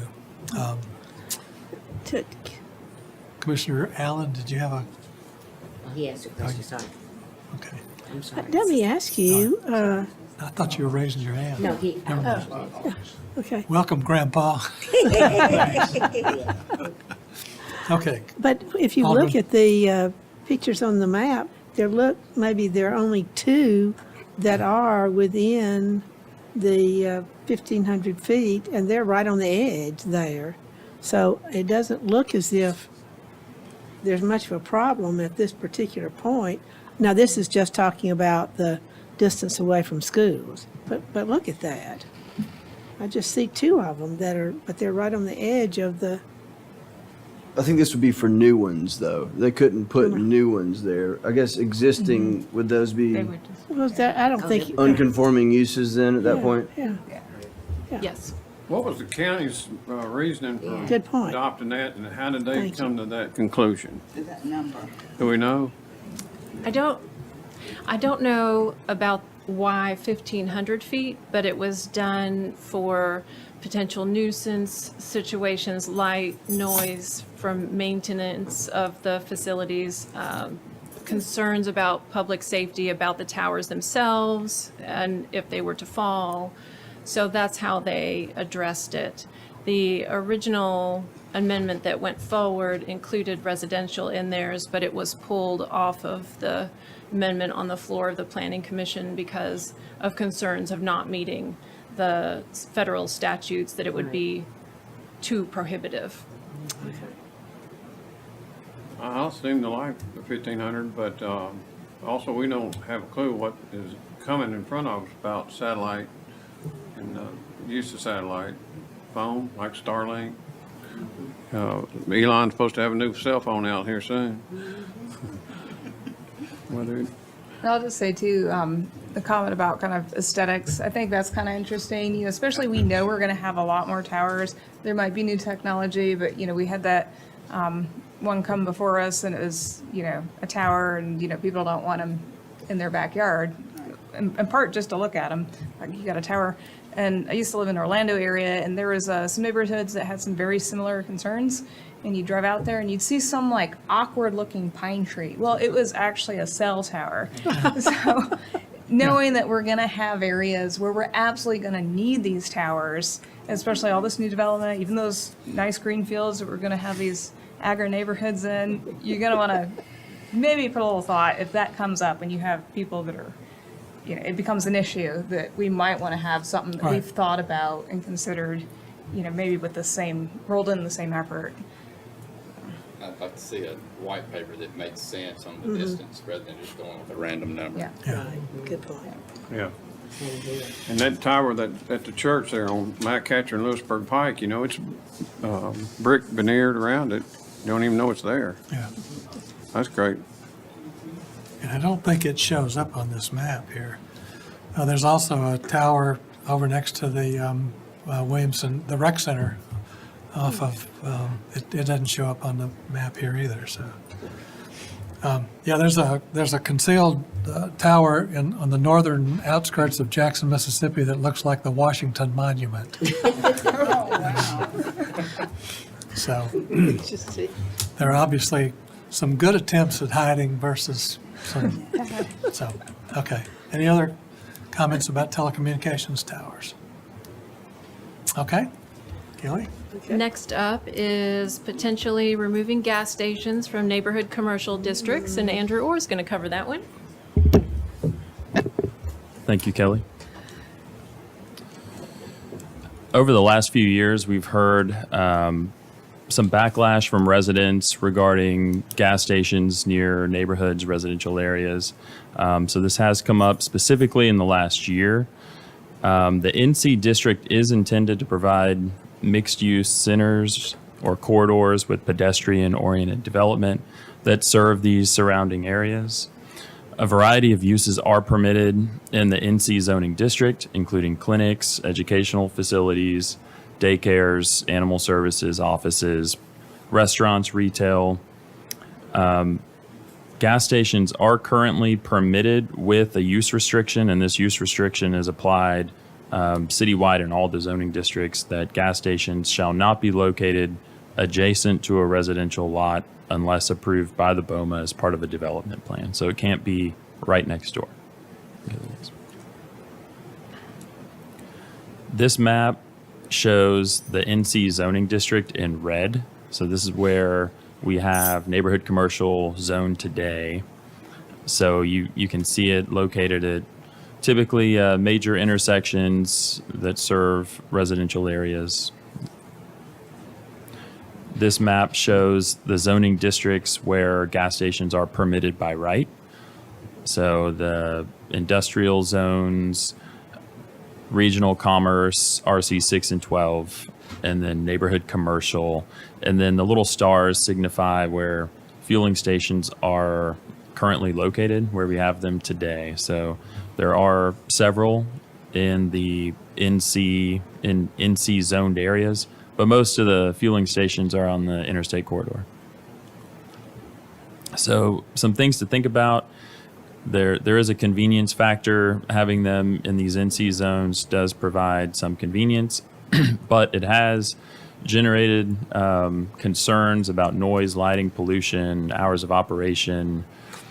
One thing that to note would be that prohibiting gas stations in NC would create several non-conforming uses.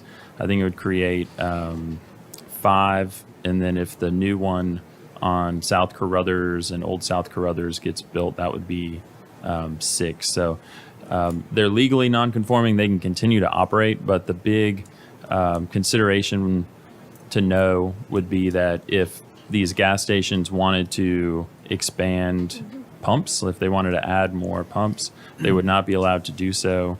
If they wanted to expand the convenience part of the store or do an addition of some sort, they could do that, but they wouldn't be able to expand the nonconformity, which would be the fueling part. Where could we put the Buc-ee's? Would that go next to it? Could we put that next to the In-N-Out Burger? Campus?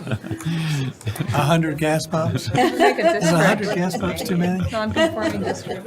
Commissioner, Chair, I bet if they offered gas for $2 a gallon, everybody would want it next to their house. All right. Well, I know when we considered, I guess, there was the gas station at West Haven, that presentations that were made, maybe by the applicant, suggested that we had not approved a new gas station site in years, if not decades. So it was kind of a telling point, I guess, that it was kind of a matter of having what you had. Could you make it so that any new gas station within a neighborhood commercial must be approved by Planning Commission in BOMA? Because Yes, so, but I think the mechanism to do that would actually be to have them rezoned to the plan. PD, Yeah, yeah. to plan district. Yeah. Then it automatically goes to both, rather than just allowing it in a neighborhood commercial district with a qualification that they need to submit a development plan. Understood. I worry about, I know this in my head that I usually go to the gas station along 96. I live on 96, that helps, but we don't, for a city of 88 or 90,000 people, that's not that many gas stations. And they happen to be condensed around the busiest, worst street and intersection in our town, which is 96, at least from this graph. It's kind of like, I hate to pull, we had a bad situation in the southeast part of town. That was unfortunate. It's just hard for me to further limit the building of these. Now, if we could just pull West Haven out, I'd be fine with that. We wouldn't have to deal with that one anymore because they've spoken very clearly about that. I would rather have it maybe go through have them have to have a PD if they were going to suggest a gas station, than eliminate a good section and make existing ones non-conforming. That's the best argument I feel like I've heard for leaving it is, you're gonna make 5 gas stations non-conforming that exist already. No one's really complaining about the current gas stations that I've heard of. And by the way, we might need more pumps at the ones we've got because we're growing, and Exactly. there's not really a great place to build another gas station in town. Exactly.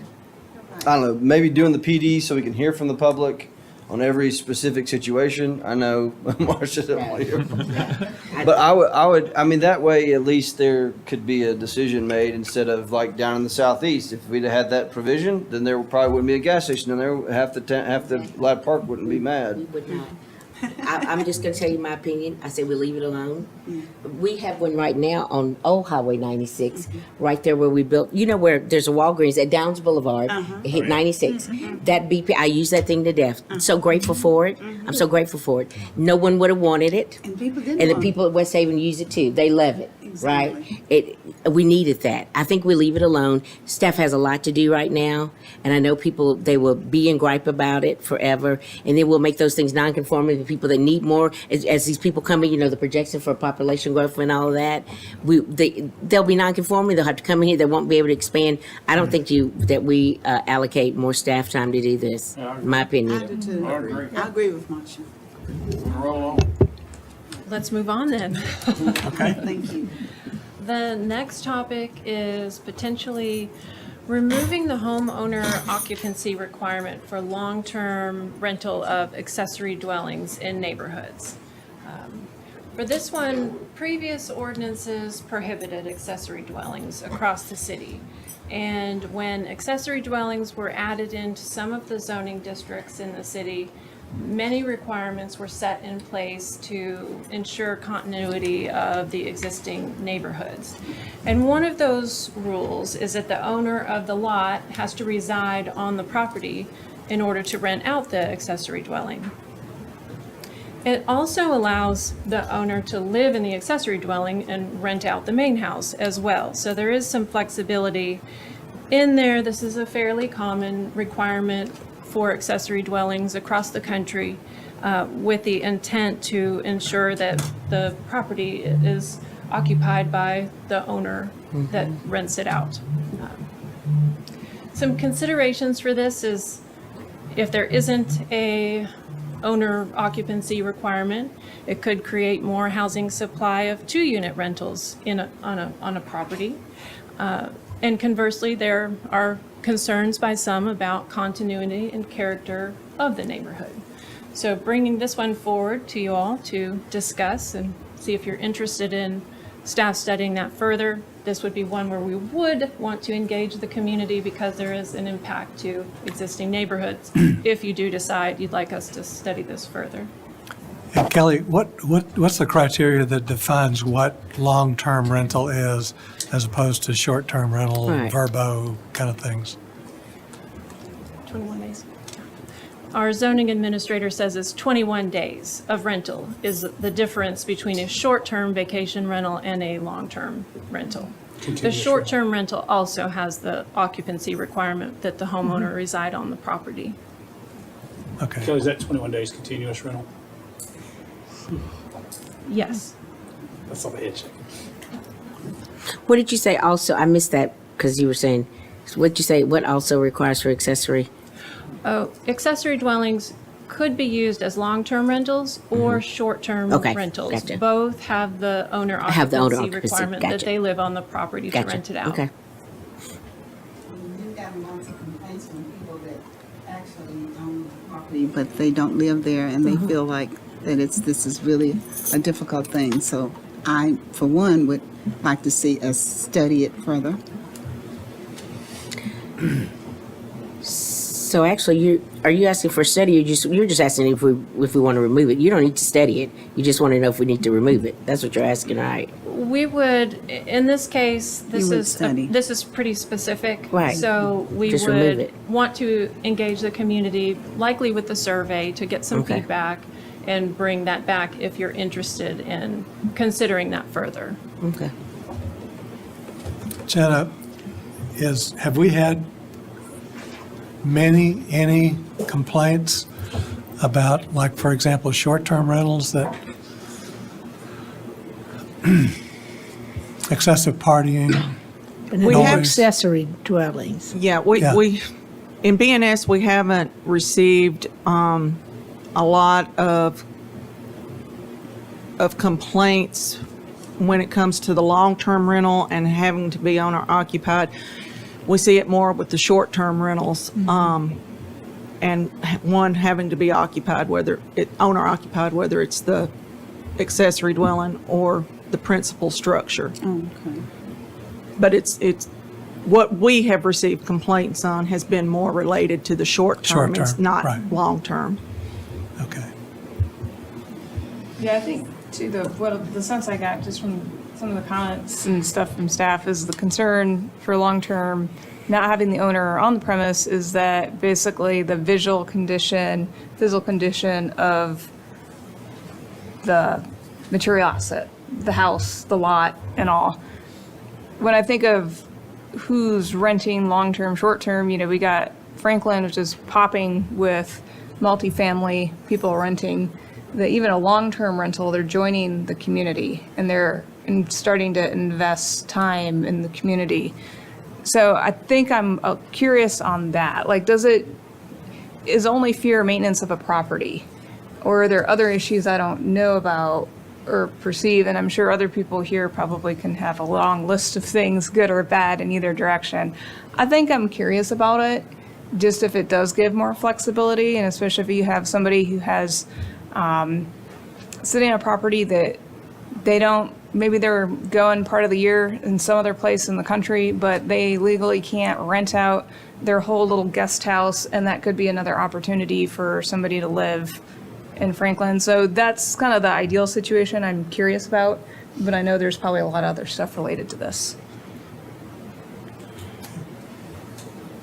You run into the thing I worry about. I think I empathize with I can rent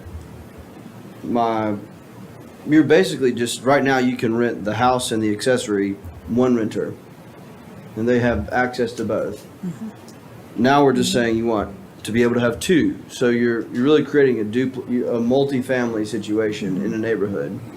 And I think what the concerns would be is, what does that do to the character of the neighborhood when you start adding more and more renters? But the positive side is that you have more, some more affordable housing available. And so I really am curious to hear, and if it would be across the whole city, or if it would be in certain areas where it would be allowed, or if there might be certain areas you wouldn't want to allow it. I don't know. But I could see neighbors being concerned, and also neighbors really desiring it. So look at if it needs to be across the whole city, or just maybe it makes sense in certain areas. I can definitely see neighbors being concerned about that one. Yes. So, I've been around here long enough to know a time whenever there was discussion about being able to build an accessory dwelling on the property, and it was not approved. And part of it was that everyone who is, built or bought their house expecting that there would just be one unit there, and also their next door neighbors would not be able to build an accessory dwelling.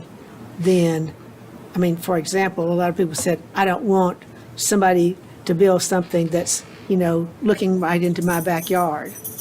But it would make a big difference in the, if you want to say the subdivision or the community area where you were, that people did not want to have, something built right up on their property line. And I think there's similar, it may be the specific case. We had a property maybe on Lewisburg Pike. Somebody wanted to build a two-story or a garage with a second-story living space above it. And it was concerned by the neighbor that if somebody in this living space could look right out into their backyard and just be very, very close to their house. And that's curious too, because then if it's one of those things that then if you allow it and there's these concerns, there might be other properties existing that, hey, I can put an accessory structure and now I can, do X, Y, Z. So there's lots of things. Yes. Lots. Yeah. Was there more? Any other question. comments? Yes. My quick question was, I mean, there's not a whole lot of infill land left in the city, but to echo, I guess, Alderman Baggett's question is, if I was coming in, what if I build two identical? I mean, will we have guidelines in for what an accessory building is, so somebody could essentially put two residents on a single resident lot and rent them both out as long-term rentals? Yes, we have rules in place that they try to limit the scale and the size of accessory dwellings so that they're subordinate to the main house. They would need to be in the rear yard. There are rules about trying to make sure that the larger windows and doors face the interior of the property and away from the neighbor's property when that's possible. The other aspect that the rule about the homeowner occupancy gives us is that it limits the ability of institutional investors from buying up houses in existing neighborhoods, building an accessory dwelling, and then having a two rental. That's the thing. That removes the ability from a citizen to buy that property. I feel like you would wind up with two short-term rentals being rented out with a lot of cars packed in the lot. A lot more extra cars and possibly more noise. I think we leave this one the way we have it. So I think I agree with everybody else. Leave it alone. Roll on. All right, next. Okay.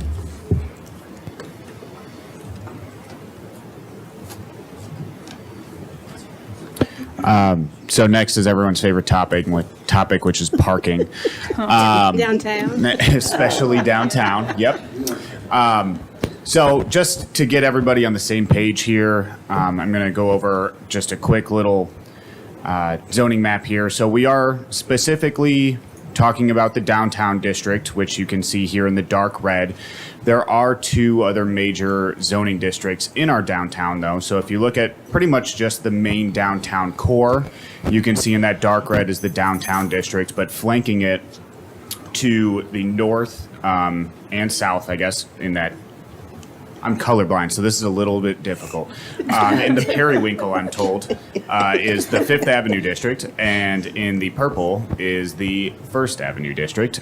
So flanking that downtown core are two additional zoning districts. So when we talk about these exceptions on the next slide, we are specifically talking about what exists today in the downtown district for parking exceptions.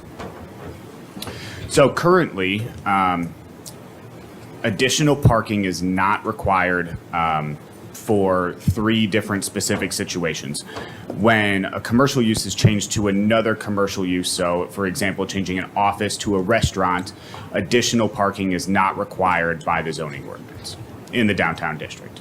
Additionally, when there's a one-time building expansion up to 1,000 square feet, assuming it does not get rid of any parking spaces, we also do not require any additional parking for a business that wants to expand a small portion, as well as a restaurant, if they want to add up to 5 tables or 20 seats outside and do outdoor dining, they are not required to add any additional parking. So those are the 3 exceptions that we're really speaking about here. And whether we want to add any or change the situation in which those come up.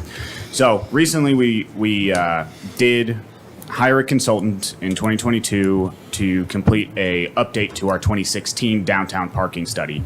So as you can see from this graph, they came back with parking counts that are significantly lower, sitting roughly 800 spots-ish, 600 spots-ish, short of being totally full of our parking downtown at peak hours on Thursday and Friday. So you can see the total on-street total in the dark blue and off-street total in the sort of teal with our capacity, that orange line up top. Additionally, they took a look at on Thursday during the day, the daytime peak was the highest total occupancy of parking. So Thursday, midday. They also took a look at where people were parking. So you can see that the vast majority of people that were parking in that central core, which you can see on the map in the teal color.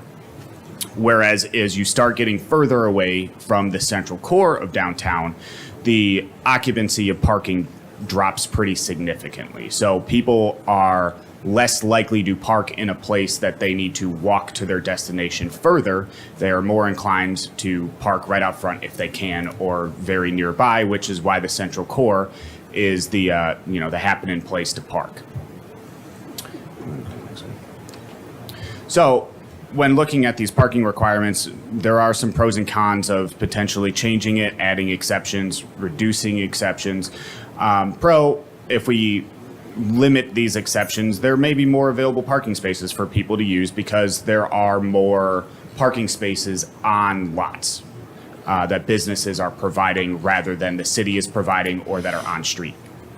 Additionally, a pro for the city is that the property owner provides the parking to meet their own demand. So we are basically, neutral. We are net zero as the city continues to grow and businesses add. They are accommodating their own parking rather than that spilling out into the public realm or onto our parking lots and parking garages. However, if you take a look at the different side of the coin, ample on-site parking generally means that when people take trips to a destination, a specific business is that destination because they can park right there on site. They go, they do whatever shopping, they get back in their car and they leave, rather than the downtown district itself being the destination where maybe they park at the 2nd Avenue garage or they park in the 4th Avenue garage. They pass something, they realize, oh, that would look great in the living room. They swing in even though they weren't intending to. Additionally, more parking lots limits the opportunity for additional or secondary business on sites because there's a parking lot there, rather than putting an additional structure or expanding, they have to accommodate their parking, so that area is already taken up. Additionally, there's capacity now, as you saw in the study, but however, as increase in intensity, downtown, additional businesses happen downtown, and downtown continues to build up. Eventually, in the future, we may not have that same capacity that the study was showing us in 2022. So, some general thoughts there. On the next slide. So, ultimately, what we're asking, and there's a lot of branches to this tree, do we add additional exemptions, such as the establishment of additional uses on a site? If somebody wants a secondary business to come in and share their lot, do we require that secondary business to add additional parking? Or if a building converts from residential to commercial, that would trigger the need for additional parking, and it would not be part of that exception. And while we're thinking about that, do we want to expand these exceptions into the additional zoning districts that we saw at the beginning, that 1st Avenue district, the 5th Avenue district? These are still downtown, but the exceptions do not exist for them. Or do we also look at central commercial district within the historic preservation overlay or the central Franklin overlay? So there are a lot of branches to this tree. So we are looking for feedback. I'll just kind of, one thing I bring up, and this is architect by day. So this is a little bit experience of working on specifically restaurants and some, not me directly, but other people working on restaurants in the city of Franklin. And I will say, and this goes for pretty much every jurisdiction. First thing you do when you get a site is you see what parking you have to have, and that is what determines the rest of what you can do with that lot. And especially with restaurants, so you're going to do a restaurant. There's one particular one in Franklin, and they want to do a lot with an existing building. Part of it, they already have, something in there, and like, hey, what if they want to do X, Y, Z? You can't park it.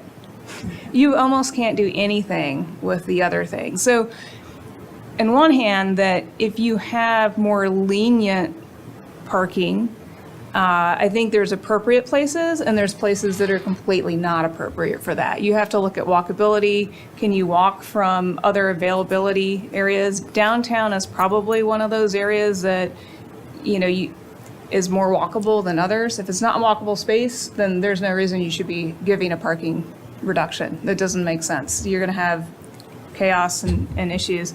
But if you have an area where you have very, very confined lots, You're trying to promote different things, whatever Franklin wants to promote, is that like, one thing was like, hey, do you want like multiple businesses in that one? Restaurants are really demanding on parking massively.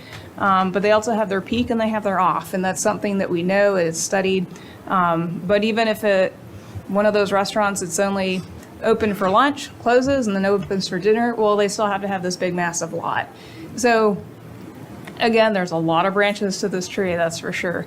But I think in certain areas, it could be appropriate. But I think also being very careful about what areas we're saying. If we all decide that if they want to look at this, just have to be careful with it. But there's some reason for it. I was going to say this is complicated because when I looked at it, I was surprised by the study because it doesn't feel like this. That's okay? right. It feels like that there's nowhere to park in downtown Franklin. Exactly. Okay? And so, when you said, should we decrease, I want to say, what's on your mind? And it's because I always park, I'm a creature of habit. I always park in the court, just like you said, right? And to be honest with you, I avoid a lot of businesses in downtown Franklin because I feel like there's nowhere to park. Because when I go to the businesses that I frequent, there's nowhere to park. Because of walkability, like you said, I'm lazy me. I should be walking because I don't want to, right? If they're full, I'm like, I'll go somewhere else. And you're right about about restaurants and all that. And so it's complicated, and you're right, Commissioner Jennifer. It really, it's complicated. So, but you're right. Here we are with half of these parking spaces not being used. But the reason I say it's complicated is how do we work that formula? And it's gonna take somebody smarter than me about parking to figure that one out. So I would not be averse to looking at this, but yeah, we'll have to look at something that's really gonna be fair and something equitable to look at this. So I'll hush, but anyway. Are the lots that have all become pay lots in the last couple of years, are they all owned by private individuals or? Yeah, when you go to those pay That's lots it. on busy times, a lot of times it's only half filled because you can go to park for free. Even a festival, even if you go like Main Street Festival, there's still openings in those paid lots.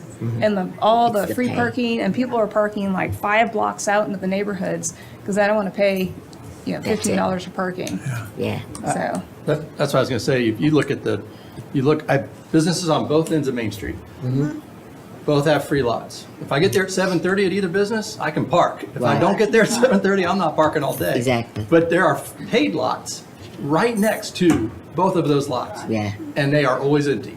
And so, it's just, and I'm not begrudging anybody wanting free Right. parking, but part of the reason that you're seeing a lot of open spaces is because people are choosing to fight for those free spots. Yeah.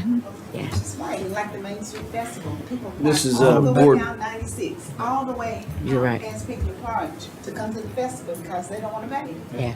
we biked because we didn't want to park and we didn't want to pay. Alderman Baggett? This is Ward 4, and so I've heard a lot of the property owner concerns, and I empathize with them because, and it's not just the parking, there's been some use and CO kind of issues going commercial to commercial. It says it's allowed, but, there's been some use kind of issues. There's been, we had a major one when we first elected, and it was, a church, and, removing it, I look here, the Catholic church is there, you remove the parking requirements on the Catholic church, and then they, I think, submitted something maybe a year or so ago that was a mass expansion of that church, and they have zero on-site parking. And so, you can kind of look at each individual anecdote of each property owner that has, I want to do this. It would be so fantastic, but I have to have parking. What happens is they can do it, but they have to go somewhere within X number of feet maybe, and they have to get a permanent easement on that piece of property for the parking. Well, no property owner is going to do that because that's a permanent easement for parking for them to be able to, have a restaurant instead of a gift shop. And so these are the complications. We've got some proposed city parking on the end of Second Avenue. I think this really comes down to, you can do this, but this, like the last bullet point on the previous slide said, is we're gonna have to pay for another deck somewhere at some point. I mean, you can do this, but it's just not, everyone will be expanding their use. Yeah. It will be overcrowded. And so there's two solutions. It's building more parking decks, or I'm working on some downtown transportation, hopefully a loop and trolley and transportation the transit authority is looking at. I hesitate to make it just like across the board, but I empathize with these individual situations that really make sense. I'm more inclined in the red area, the downtown district, to have the most lenient. I really don't know that I want to expand it any further. The downtown district, the maroon area, you know, but then then there's the church that's involved, the Catholic church is there, and you know, again, I don't think that they should necessarily be able to build whatever size building they want and not have parking. That's right. So, and then how do you fund the extra parking and deck? I mean, this is challenging, but it is a problem, and I don't like not allowing building owners the ability to use their buildings. You know, maybe it's, if Is it an occupancy type, maybe? occupancy, maybe if it's You know, certain occupancy types, Who's having the Intensities. issues here? Because, you know, Yeah. it comes up as an option for, you know, XYZ reasons. So I'd be kind of curious to know, is it, Right. you know, what, who are we trying to help out with Yeah. this? I But could we speak also to need to maybe know who we heard. one use is, it's a property that appears to have been a house in the past, and there's nowhere to put a parking lot on or in that property, and it happens to be adjacent to a paid lot that is 90% empty 8 days of the week, right? And the restriction will not allow them to move forward and make that building a useful building in the way that they want it to, because they can't apply parking in a reasonable way, and there's parking right next to it that doesn't count toward them. Now, I think you make a good point. There's plenty of paid parking in the community. However, that paid lot, because the building owner doesn't own the paid lot, could become something else in 5 years, and then we have another problem on our hands. I do want to ask maybe a clarifying question around slide number 25, and I'm sorry, Mr. Chair, I just jumped in there. 25. Appreciate it, but on this Exhibit 3 on slide 29, which is the observed parking Oh, occupancy 29. peaks by day, I think it's 29. Yeah. Okay. That isn't reflective of the parking that's available in the districts that are under discussion.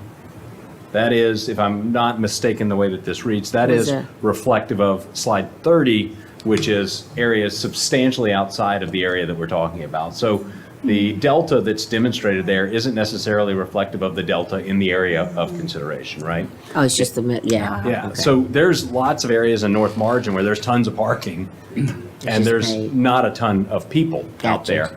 And if you look at that slide 30, the first line shows on Thursday, you're over 100% on parking. Miss Allen, that's probably why you That's feel why- like yeah, it's full. exactly. right? Because it is. Because now, if you went to North Margin Street, you probably find lots of spots. Exactly. But I just wanted to pull that up, that there is an abundance of free parking or available parking, but not necessarily within the core. Right. Yeah. Okay. Well, I think you got a bigger, you know, compounding problem, especially when City Hall gets built and you add the 2 levels of parking here, but, you know, how, is that for staff and future employees? Or is that gonna be a combination of public parking as well? During the work week, it's going to be for the city staff, but after 5 and on the weekends. It's a net increase of 130 spaces. Net total. increase. In general. And then you've In got- general. Yeah, you have the potential to use it off hours. But now you're saying that if it's not daytime work time, that you're going to let other people park there? You have the opportunity to restrict that access or open it up. That's something to look at. But it's You never. know, I done ask about anyway. that because, So we talked about that. you know, but I never heard that it was going to be available Yeah, last because, time we talked about it, we talked about the ability to do some access control and look at non-business hours. okay. So is the Second Avenue garage going to be demolished, or is it still remain? No. For the Remain, No. that, if the For the new City Hall garage for City project, Hall the opens up a existing- lot of spaces in the Second Avenue garage. The existing 300 cars Sure. garage will remain. Right. The plan to date is that another 200 space subgrade parking level be added. We are planning on talking about this next week at the BOMA meeting at the work session. So that's a net increase counting both garages, the new two-story Addition, and the existing one, or is it more than? That would create over 500 spaces on this block. But a net increase on what we lose in surface spaces and gain subgrade would be 133 spaces. That's great. Okay. Well, then why not just get them all off street and not park on the streets?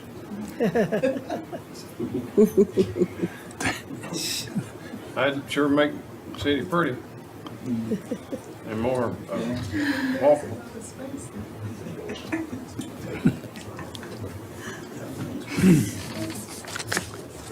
All right. So it sounds like we will continue to look at. One thing I was going to say is whenever it talked about changing from office to restaurant, you know that's got to add a need for a lot of parking.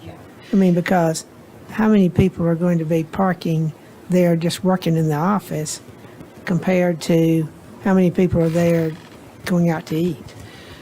It does, and our current requirements allow for any commercial use to change out to any other commercial use, so long as it was legally established. And that's been one of the issues that has come up recently with a property owner wanting to add a second use to the property in a rear building, and they don't have the parking for it. So that's how some of this comes up. Many years ago, I was co-chair on the 16 block core for long range land use plan, like over 20 years ago. But we identified two spots downtown, one of them being 4th Avenue Church of Christ, building a deck there. Another one was behind the houses on the south side of Main Street, was an area that would have to be assembled. It was big enough to put another garage back there. So there are some garage stack parking options out there, and it's just a function of dollars, obviously. Okay. I don't want to run out of time. Last but not least, increasing landscape buffers between new development and homes. And Annette is here to talk about that one. So on two recent projects, there have been conditions of approval requiring the landscape buffer to be 100% evergreen. The existing buffer now in our zoning ordinance requires a 25-foot wide landscape buffer with 50% evergreen trees and 75% evergreen shrubs. Fences, walls, and berms may be used, but they are not required, and existing vegetation can be credited towards the buffer requirements. So there are several things to consider. Using evergreen trees and deciduous trees allows for greater biodiversity. You can choose from a larger variety of species, and your buffer is made up of various different shapes and sizes, which in the long run tends to fill in a lot better. When you use all of one species, you can create a monoculture that can lead to disease and die off, where you might end up losing your entire buffer. And there may be other options to consider for improved screening, such as fencing, walls, berms, or distance. So the question is, would you like for us to study this further or conduct public outreach? I mean, I know this is something that's come up pretty much every single time we've had a development in front of us, when you have properties adjacent to the new one. I mean, every single time you'll have citizens come out and talk about their concerns. Yeah.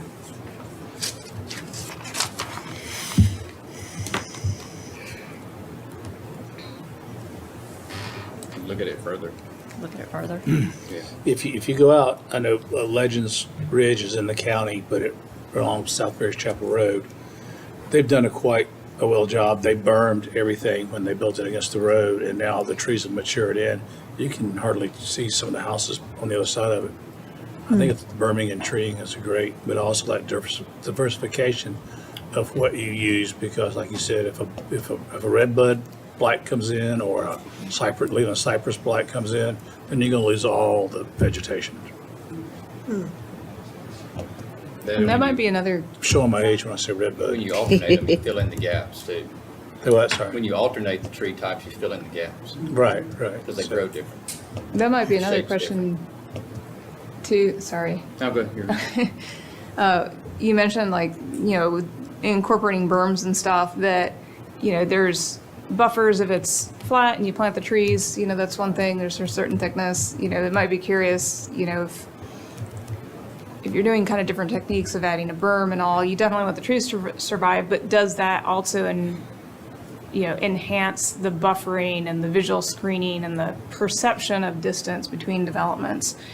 That might be curious. My opinion on it is it does. Yeah. Not to say that it's right, but Yeah. that's just my Yeah, opinion. because you drive and you're, well, and it blocks noise too. 'Cause I Right. know a lot of times that's a huge concern. I used to live up north. Every single development had this massive berm.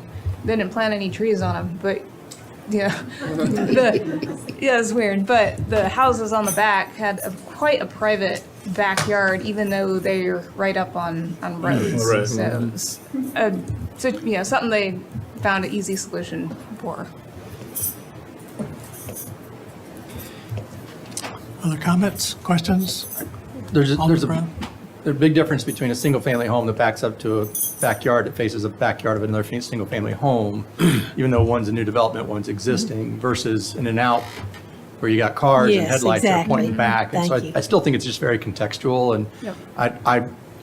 I know we've used it twice now. I think within the last few weeks, we've pulled the trigger on full evergreen, but I still like the flexibility being there. I think there's a lot of ways to solve for it, and I still like the idea of applicants trying to solve for it first, and then if we see that there's a real concern, having the ability to mix that up. But I wouldn't want to go to all evergreen or go to, and I'm trying to think, it was over there off of Petaway, wasn't that where those homes backed up next to that? And we were talking about walls, and we were talking about fences and all of that, and I just can't imagine trying to expand a buffer between those over there, but, Where'd you talk about this last place? Shawnee, remember over there off of Petaway over there? Oh, Yeah, Of Petway? Petway. Petway. Anyway, Oh, I say leaving it open is a little bit better. Piggyback real quick on that. I would also, like, if it is residential to new commercial, the new commercials coming, then a fence might be appropriate requirement. Seems to be where we've landed and where the neighbors ultimately want it. I'm not in favor of making the buffer any wider. I don't think we need any more feet.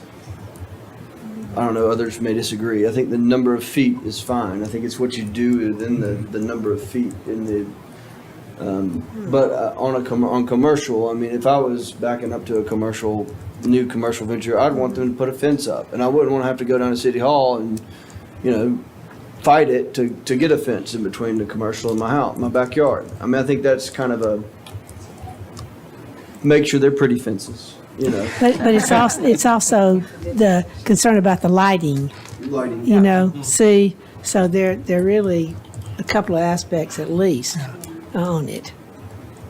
I don't think we got a problem with our current regs. And the cost of the landscaping buffer that we do currently, it's a lot of money that gets spent on buffering, and a lot of times the bioretentions are between the property lines and the back of the houses, and they get landscaped heavily. I like the berm idea, if it's not facing the road, and a series of fences, some nice attractive fences. Developers are going to do that pretty much anyway, or asked to do that. facing roads, but good subject, Like the vegetation, it's just more natural. yeah. Just putting the fence up. I mean, it would have to really look really good, and you would still need vegetation as well to maybe have it more aesthetically pleasing. Okay. Anybody else? Any other comments?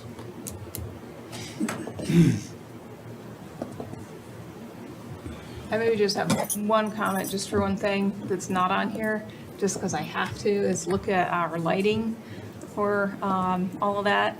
And I wanted to bring up too, I know this is something that some time in consideration was put on a couple years back, and I was definitely, would have loved to lead that charge more, and then had a little baby and toddler and kind of fell off that wagon pretty fast.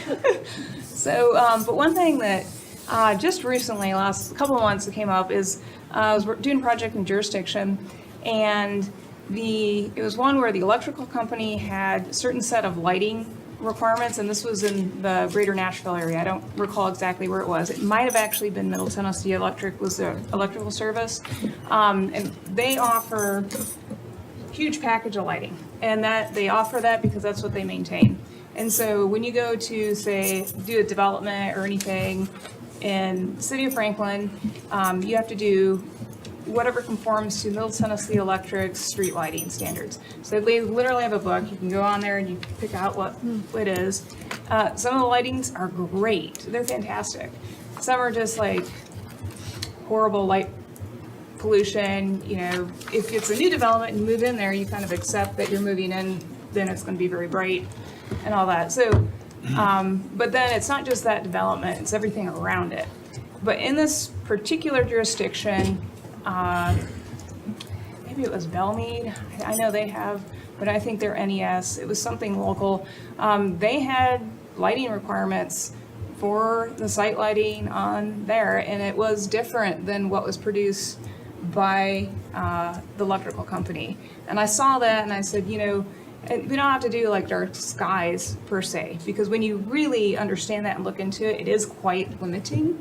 You know, we're probably not there, but at least backing off some of those extreme offenders where, you know, you're in your little neighborhood, something goes up just even down the street and you're just like, oh my gosh. And you can see it if you're at night in Franklin and it's overcast. They actually have light pollution map. Franklin is just as bad as areas of downtown Nashville, just on the outskirts. So as we develop more, we're gonna get even brighter and brighter. And so I think, you know, yeah, things are gonna be there already installed, but as we look forward to that increased development, I think it's something that should be on our radar, so. Yes, sir. Can I join you in this fight? As a resident of Sullivan Farms, and they just upgraded our streetlights, which have been on and off since I've lived there for 17 years.